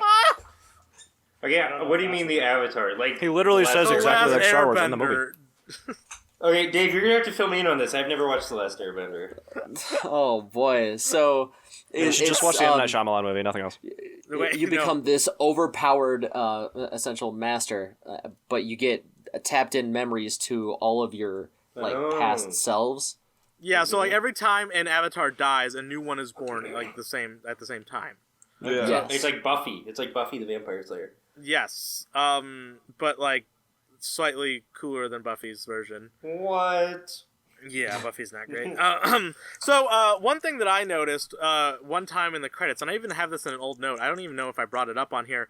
I always thought it was interesting that Jim Henson's Creature Shop was credited in the credits of this movie. And I always wondered what that was. I'm like, why is Jim Henson's company involved in this at all? What did they do with this? There's no puppets. Maybe the slapping dummy. It was the slapping dummy man.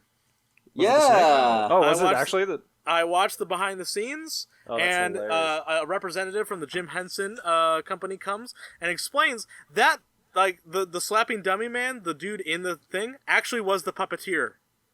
What? Oh my god, really? He actually controlled it inside the slapping dummy like that. That's so funny. Oh my god, I actually love that. Coolest, most interesting thing. What? His name was Gabriel. Awesome. Oh, that's great. Why did they do all that for this movie? That's so much. I layers found out that thought. the original idea for this movie, the original pitch, was a Mission Impossible parody that focused on one member of a big group of spies, where he was the master of disguise. Yeah, see, that's what I pitched. Of something? That's what I pitched as what would make a better movie. But like the group, they're all different masters of. They're all different masters of different things. Yeah, so there'd be like a master of tech, like a master of like right. So like all that. That would be better. Like that's why I said like if it was more like Hitman, it would be better. That would be a better movie. Actually, be better. Yeah, but don't forget what Dave said when Dave said, "I don't think so." Yeah, that's fair. You know what? You have to respect it.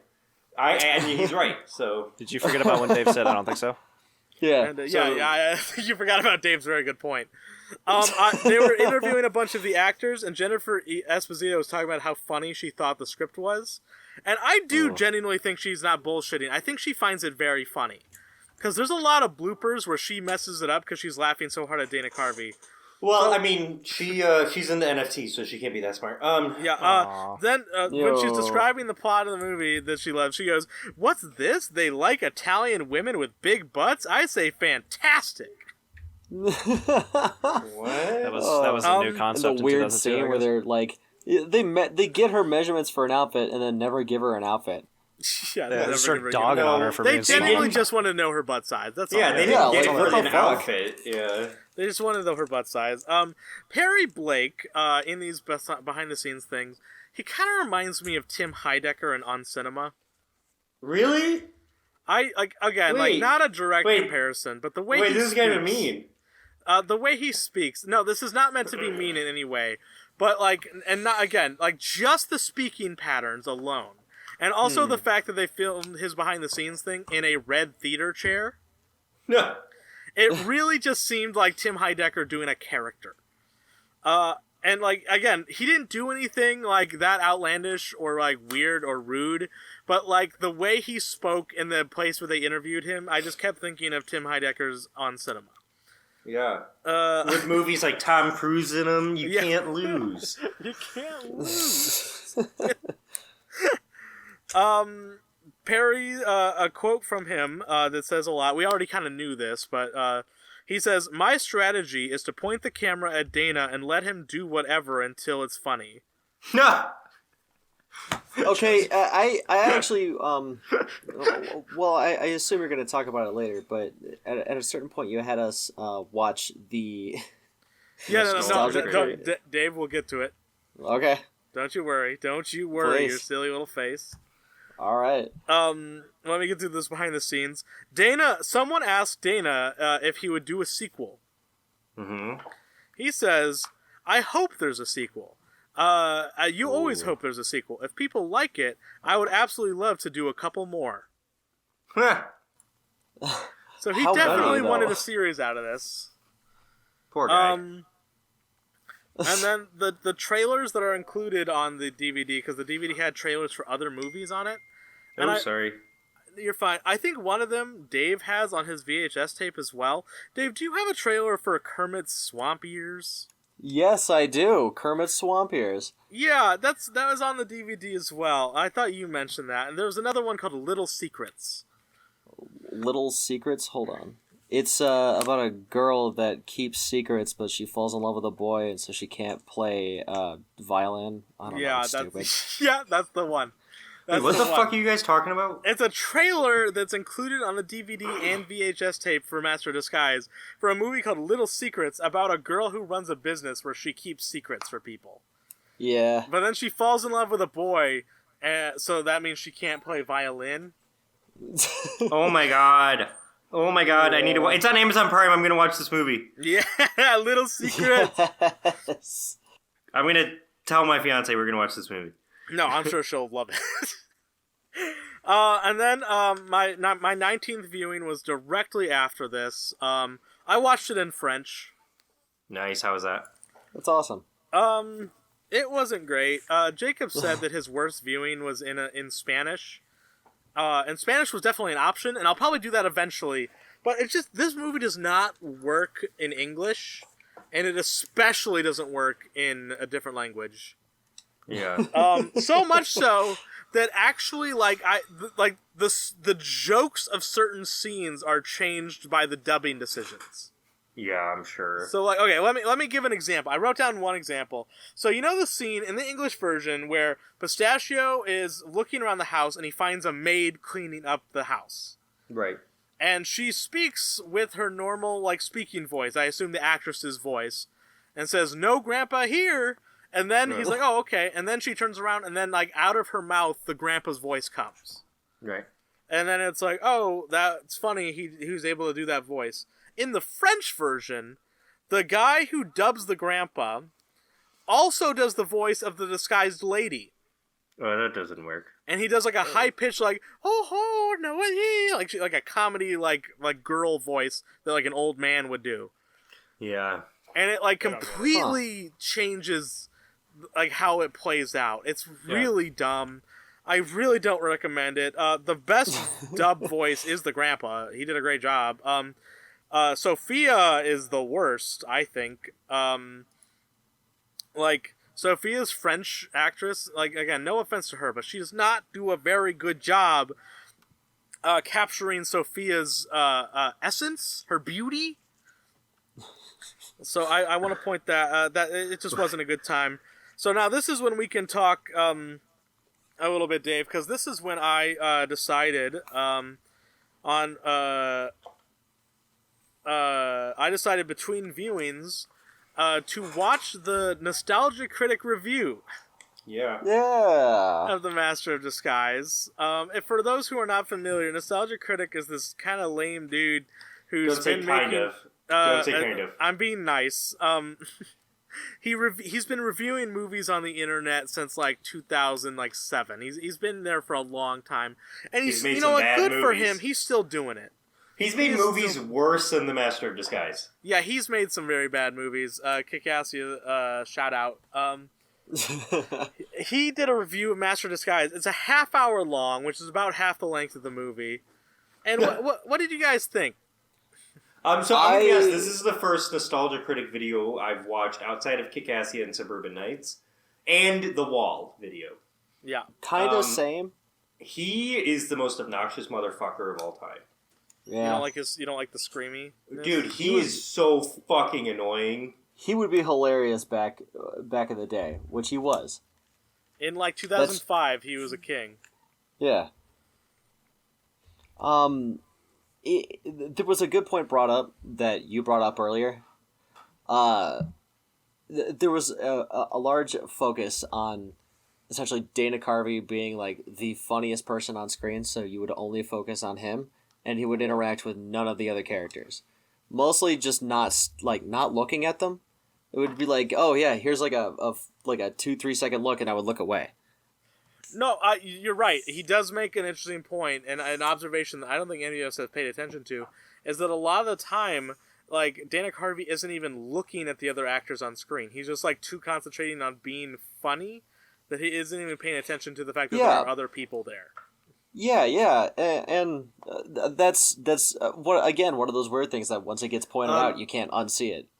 I do want to say a few things. So obviously, Happy Madison does not make the best movies. However, he is so fucking pretentious about Happy Madison. He's goddamn really annoying. Condescending. He's oh, it's a Happy Madison movie. Blah, blah, blah. They kill careers. Shut the dude. Look at you prick.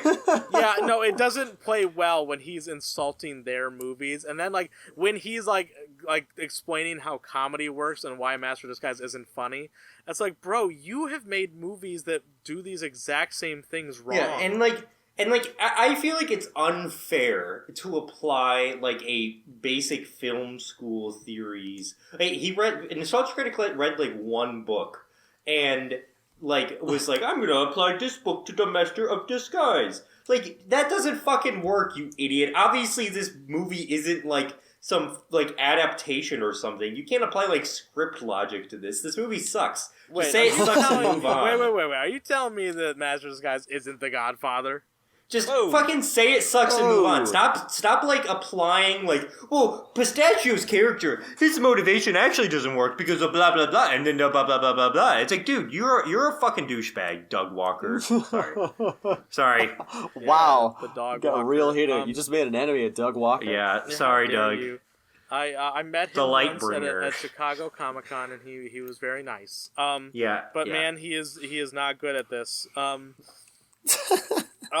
Was there a single part of his review that you laughed at? No, it was just awkward, especially the woman coming off screen twice or 3 times. It was just weird. Yeah, Christian, did you watch this? No, but I just saw the thumbnail when I was on YouTube, like right now, looking at like. I just don't watch Master of Disguise. And don't bother. Watch it. Honestly, like. The only way it would have been worth it for you is to have watched it before we recorded this, because now it's just there's no point. There's no reason. It's really bad, and honestly, like this makes me dislike Doug Walker more than I already did after being forced to watch 2 of his goddamn movies. He's a fucking hack and a fraud. He's a hack and a fraud. Wow. No, I mean you're not wrong. You're not wrong at all. There's a very extended sequence that's like genuinely like 2 to 4 minutes long of him in first person beating people with a baseball bat while laughing.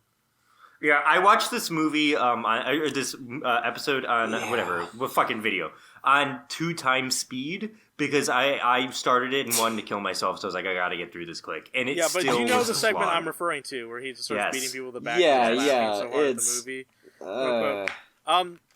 It's really long.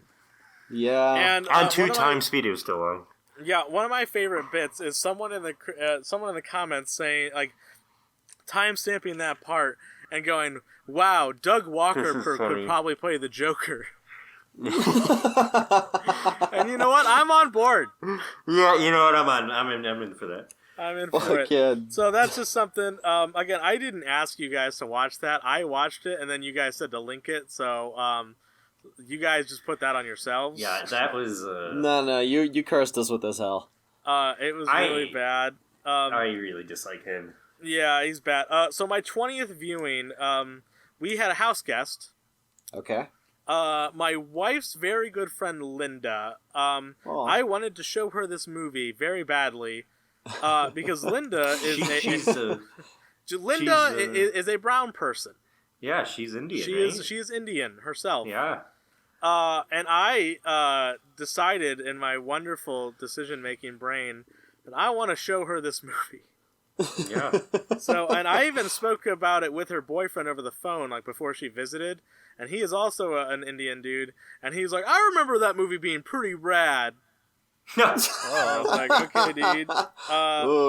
So I showed her, and then the brown face scene goes on, and she wasn't that interested in the movie. She was on her phone. That scene happens. She goes, "What the fuck is happening? What the fuck is happening?" I was like, "Oh, Linda, I'm so sorry. Did I not tell you?" And she's like, "What the fuck?" And it plays out, and she's like, "Wait, can we pause it?" I'm like, "Yeah, of course." And I pause it, and she goes, "What? What the fuck? What the fuck?" And I'm like, "Yeah, no, that happened." And she goes, and then she's like, "Why does my boyfriend like this?" You ended a relationship. Yeah, so if they break up, I'm sorry. So that was very. I'm sorry. So I just wanted to, and the only thing she really laughed at was the farts.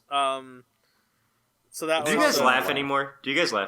No, I wanted to get into that. I don't laugh. I don't laugh anymore. I don't laugh at all at this. I watched this movie fucking straight faced. It's like I'm watching Schindler's List. Fucking dead stone cold Steve Austin face. When it turns on, and then I laugh at the farts.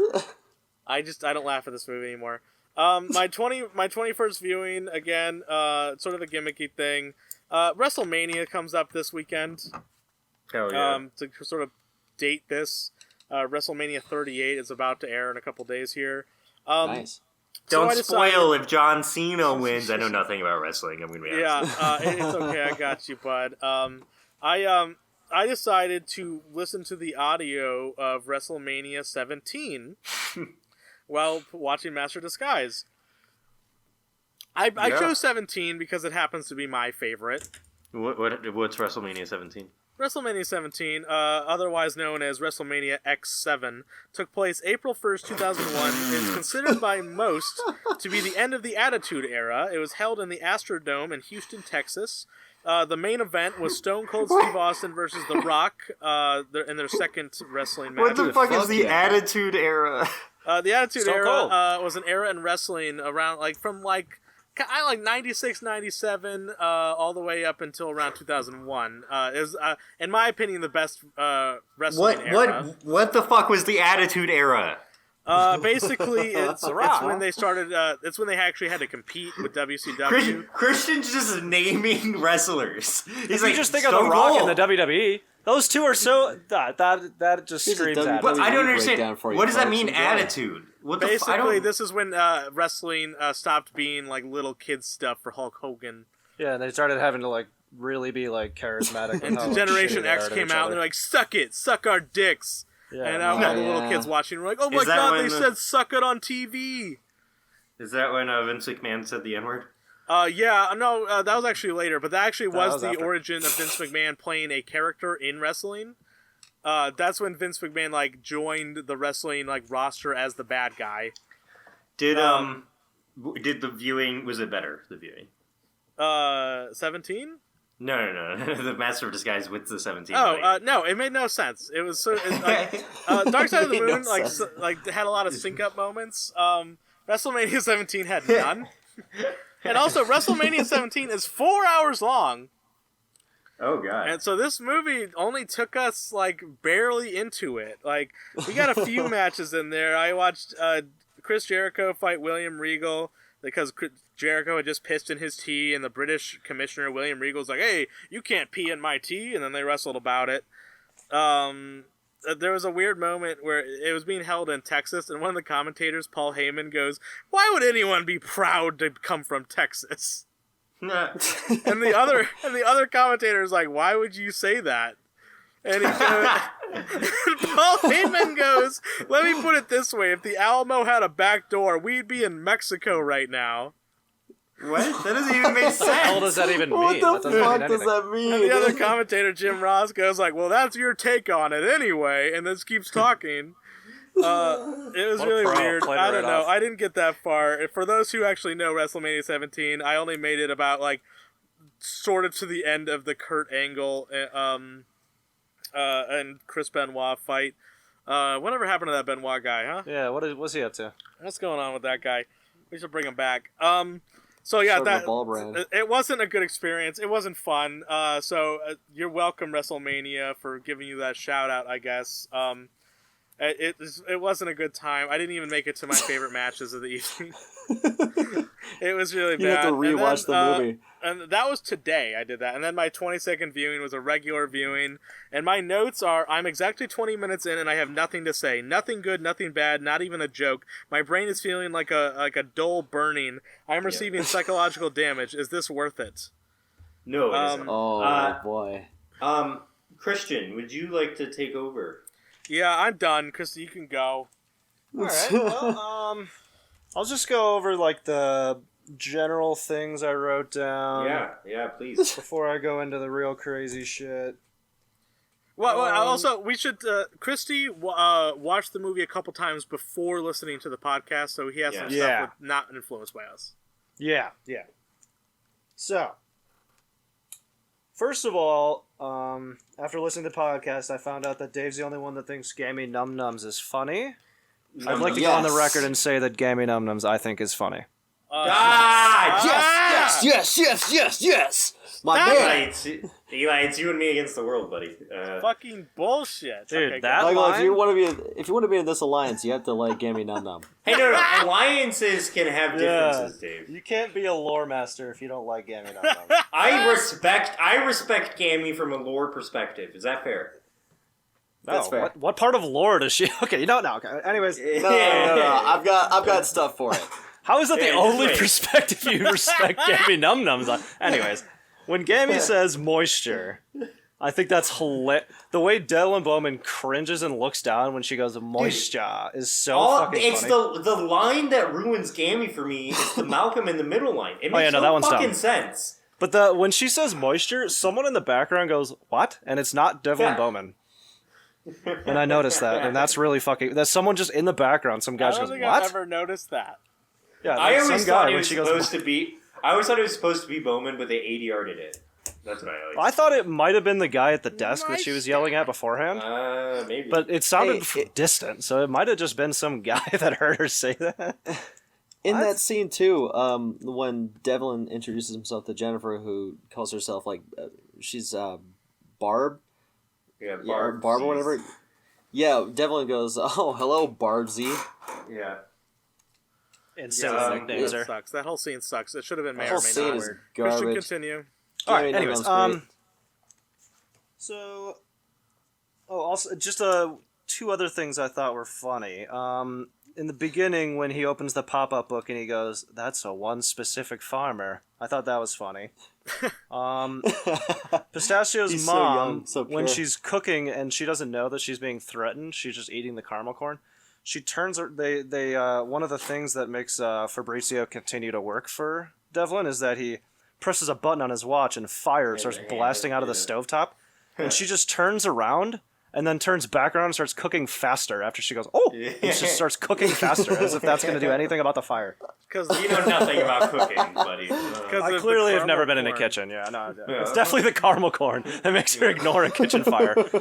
Anyways, that's basically it for the normal I shit. can hear you flipping a notebook right now. Yeah, I have two sides to this page. Yeah, because he's Yes. the first person who's actually taking physical notes No, yeah, I am. in a notebook. The fact that we can hear the pages flipping I is had even a better. rough draft. I have a I running second note in draft. my phone.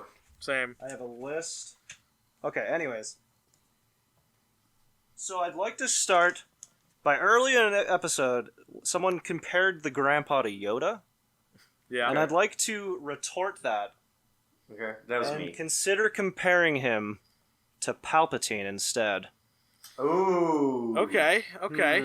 Consider going. that he wanted his whole family line to always be disguises, and his son decided to cut that off, to cut the family line of disguises off. So I'm thinking maybe that the reason he cut the disguisey line off wasn't because of that specific Palermo incident. It must have been some sort of overarching buildup of some sort. And So maybe the cherry pie sect was the good sect, and the disguises were the bad sect. it could be this neutral. whole time. Who knows? Yeah. The part where he Wait, gets one, one second. If the Skysies were the bad sect, then are you saying that it was bad for them to get Lincoln elected? Yeah, no, I was. Michael's waiting for someone to make defending that joke. slavery again. I was waiting for someone to make that joke. What else is new? Anyways, so drawing that comparison to him with Palpatine, I haven't really provided any proof yet, but I also wanted to draw the comparison of Barney to young Anakin, which Dave kind of referenced earlier in the episode. Yeah. Okay. And I think that it's have brought very that up before. possible, knowing that the vague, really, really, like, how have we headcanoned Energico other than making it insanely overpowered? What if Barney, Well, I would say correctly. fatherless Go. Barney, father deficient Barney, was deficient. actually a virgin birth, impregnated by Energico, and the grandpa hear him out. birthed Hear him- Barney through Jennifer so that he could control Barney to control the path of Jennifer, so she would end up working and becoming a disguisee assistant, so that he chose the chosen one, which is actually Barney, not Pistachio. Pistachio is just his vessel to get to Barney Yeah. to truly This is- realize his dream of disguises becoming all-powerful once So- again. This is Kristen- just the grandpa going back in time. Time Yeah. So distortion. you know this is what's happening right now, Christian, and I really appreciate you for doing this. you are. I think there's a good way to combine Dave and I's theory with your theory to get the ultimate theory, and I think we'll work it out in the timeline episode. And if you're interested, I would like to extend an invitation to you to work this out with us. Oh yes, please. Yes, let's go. I'm curious how that's going to turn out. I like the fact that when she's saying that Barney recommended the job to her out of nowhere, that because he's 7 years old, how would a 7-year-old know that they're looking for the job of assistant? Yeah. That's the only reason she said that she walked up to them to apply for that job. Okay. So I'm you're possibly definitely. I think that the grandpa is some sort of insane puppet master. Well, he's the willing script. everyone he's into this. He's the writer, so I think he could even be more than that, though. He's the antagonist of the whole thing. Well, okay, so this is what it is. We have a lot to come up with as a team, and I think we need to put our theories and our minds together. But one thing I need to make clear, we can't come at each other. This needs to be an open table discussion of positivity and openness. Because when I go back to edit and re-listen to this lore fucking episode, I won't be convinced unless everyone's on board. Okay. Yeah. Well, what if I went even further and said that the grandpa has been dead the whole time and isn't time traveling? Oh. Or that there wasn't even a grandpa to begin with. All right. You're going to have to convince me on this. The dead speak. In Star Wars, which it's established that when a pistachio says it's exactly like Star Wars, so I'm running with that. Yeah. In Star Wars, there are creatures made of pure force. Like, there's an owl that follows Ahsoka around, that looks out for her, and that is made of pure force energy. What if the cuteness... That is the dumbest a disguise. thing. I just want to point out, that what was if, the dumbest thing that has been said. That Star Wars thing? That's bold. That's fucking bold. You don't even know who Ahsoka is. Yeah, you don't even know who Ahsoka is, so know. that doesn't matter. What if the cuteness is a being of pure Energico that is actually what Energico is? That is, like, the source of Energico is the cuteness. And that everything that the grandpa touches and or is around is also made out of Can Energico. I combine our theories a little bit? Okay. Mm-hmm. Well, okay, let's say Grandpa is God. I think that we've established that, right? We're all in that area, I guess. He's definitely a deity of sorts. He's the writer. What if his goal was to combine the sex of Cherry Pie and Disguisey through what you're saying? See, that's where this is where we're gonna differ, and we're gonna have to work this out, because I am not bought in to the cherry pie theory that there are multiple cherry pies. Well, listen. Cherry pie guys. Here's what we know. Let me just tell you this is what we know. Well, do you accept Barney as the cherry pie man? Yes. What? You don't? No. Okay. I don't think he is. Barney gives Pistachio the idea for the cherry pie disguise, correct? Right. And it is sorry, hold on. And it is established that the guards at the mansion know who the Cherry Pie Man is, correct? Right. Therefore, Barney knows that the Cherry Pie Man exists, leading credence that he is Cherry Pie Man. Because how else would he know? He's never been to that mansion. This is what I'm saying. So, the grandpa, like the Emperor, puts ideas and thoughts and feelings into you. And so, through that, he's communicating to Pistachio through Barney. And he's saying, and I think that the Cherry Pie Man isn't a cryptid, and it isn't a race. It's a single disguise that disguises have been using for centuries. And it's their most powerful disguise because they can shoot. And so I think that it was an astral projection of Energico through the grandpa. Okay, first of all, I want to point out you were calling my theories bullshit, and you're talking about astral projection. Second of all, that's fair. Do you agree that there are different sects of Energico? Are you on board with that? There's a light side and a dark side. That's canon. That's established. I think canon. Okay, Christian, I think me, you, and Dave have enough to work with where we can come to a conclusion. Okay, and I think that you genuinely... guys, maybe you should cut off this conversation right now for the bonus episode. All right. Okay. But I just want to end on the fact that I think that the Cherry Pie Man has been in the Disguisey family for centuries, for generations, and it's their most powerful disguise where they can actually don't have to slap. They fire actual almost bullets out of the mouth. I like that. That's their I think default it's interesting. combat disguise. But it's that's smart, and it's also a non-deadly weapon. Yeah, and the fact that Devlin Bowman's henchmen know about it is because Bowman's been dealing with disguises for decades.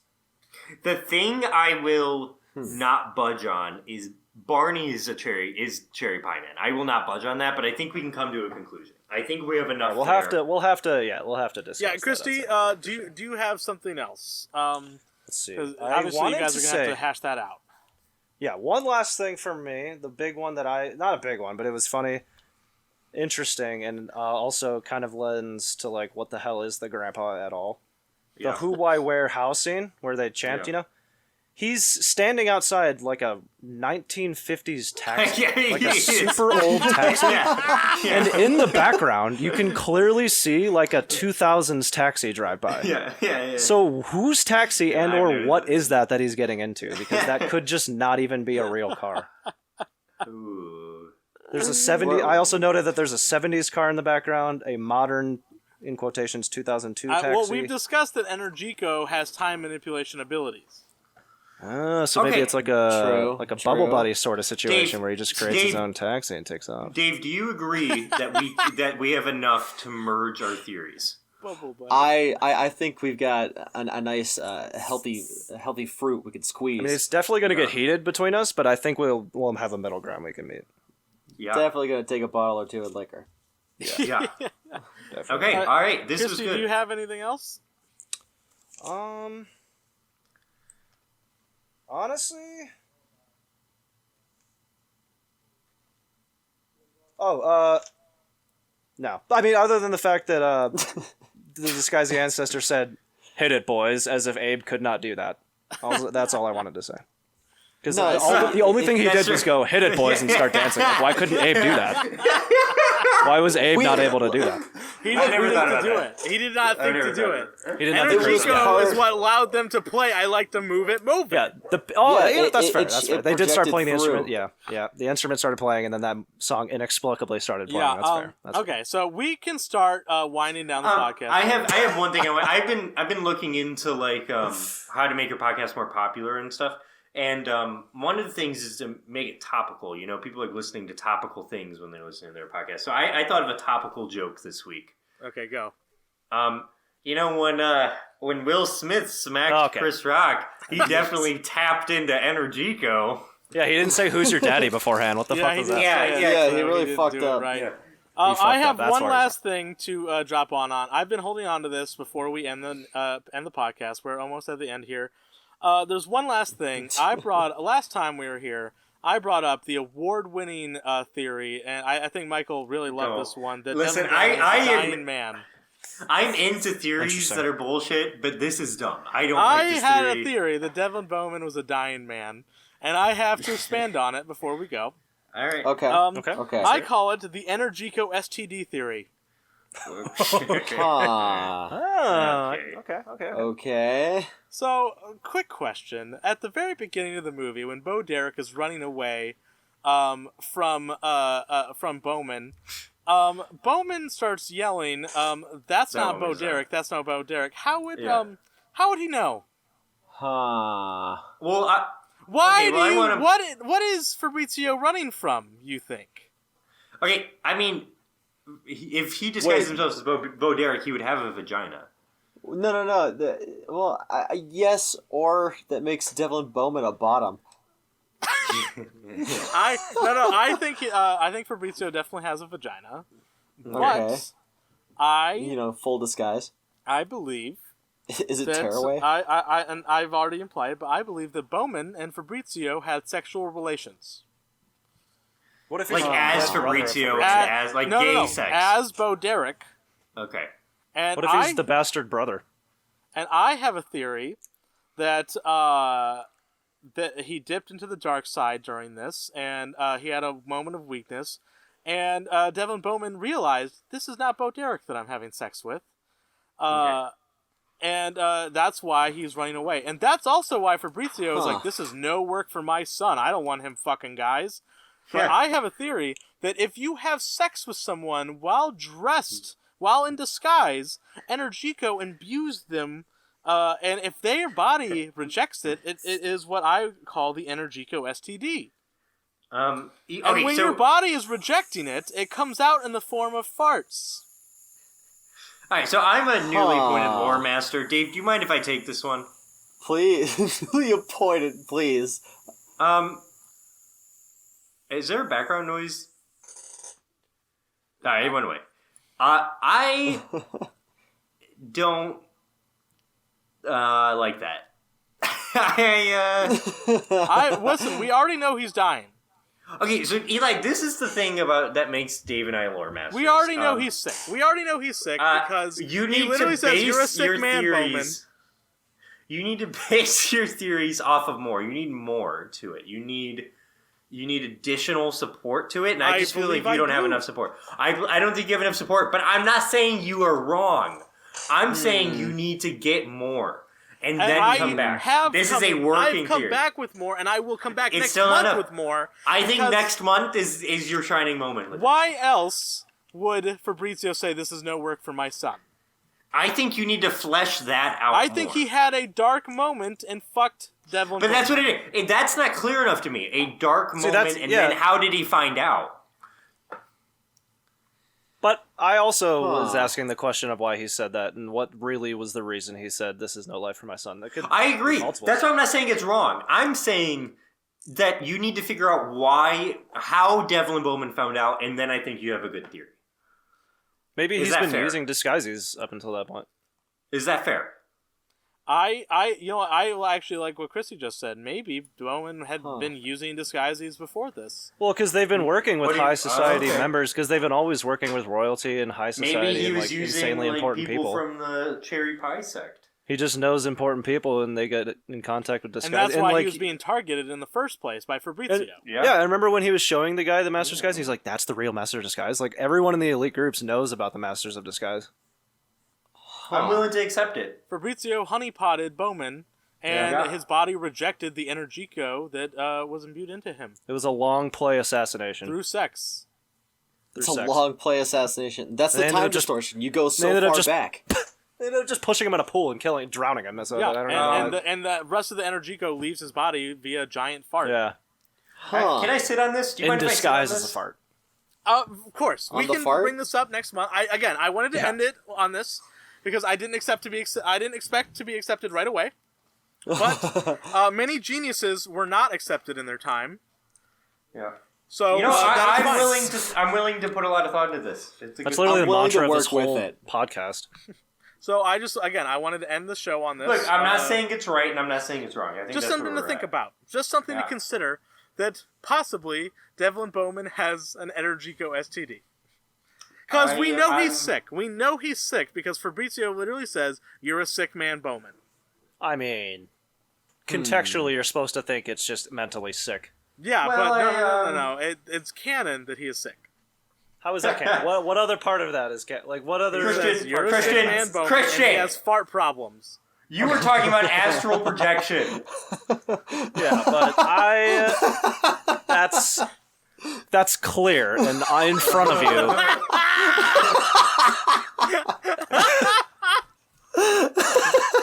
They're heavy-handed with their astral projection. They're pretty heavy-handed with the astral projection imagery. Thank you. The Cherry Pie Man, like Civil War stuff. Okay, so I think it's not even. Yeah. I think this is a good spot to wrap it up. I think this is a good time to end the episode. Should we announce who our next guest is? No. Again, like he's. We'll describe it when he comes on. I know who the next guest is. Just to cap it off. Just to cap it off, I like to say this is nice. Eli's brought it up before, but it's like a therapy session to get all this crap off. I find it more as like a coming together of the minds. You know, it's a mutual suffering, like a round table. Yeah, I'd like to plug my shit. Yeah. Christian, go ahead. Plug. Follow me on Instagram at vape360noscope. That's all I do. That's all I do. I forgot that that's your Instagram name. Fade 360 no That's it. scope. Your boy. I'm the bad Mamma Jam on Fortnite. Yeah. All right, so that is episode 4, everybody. Thank you for listening. Thank you for listening. Thanks for having me on, guys. Yeah, thank you, Christy. Who the Portland hell are listeners, if you're there, thanks Who a were ton. those people? Portland people, what's up? Shout out. Yo, what up, Yeah, Portland? shout out. All right, okay, I love you all. Love you. Peace. Bye. The Blazers. All right, all you turtos and turtettes, that's the show. Have yourself a wonderful evening.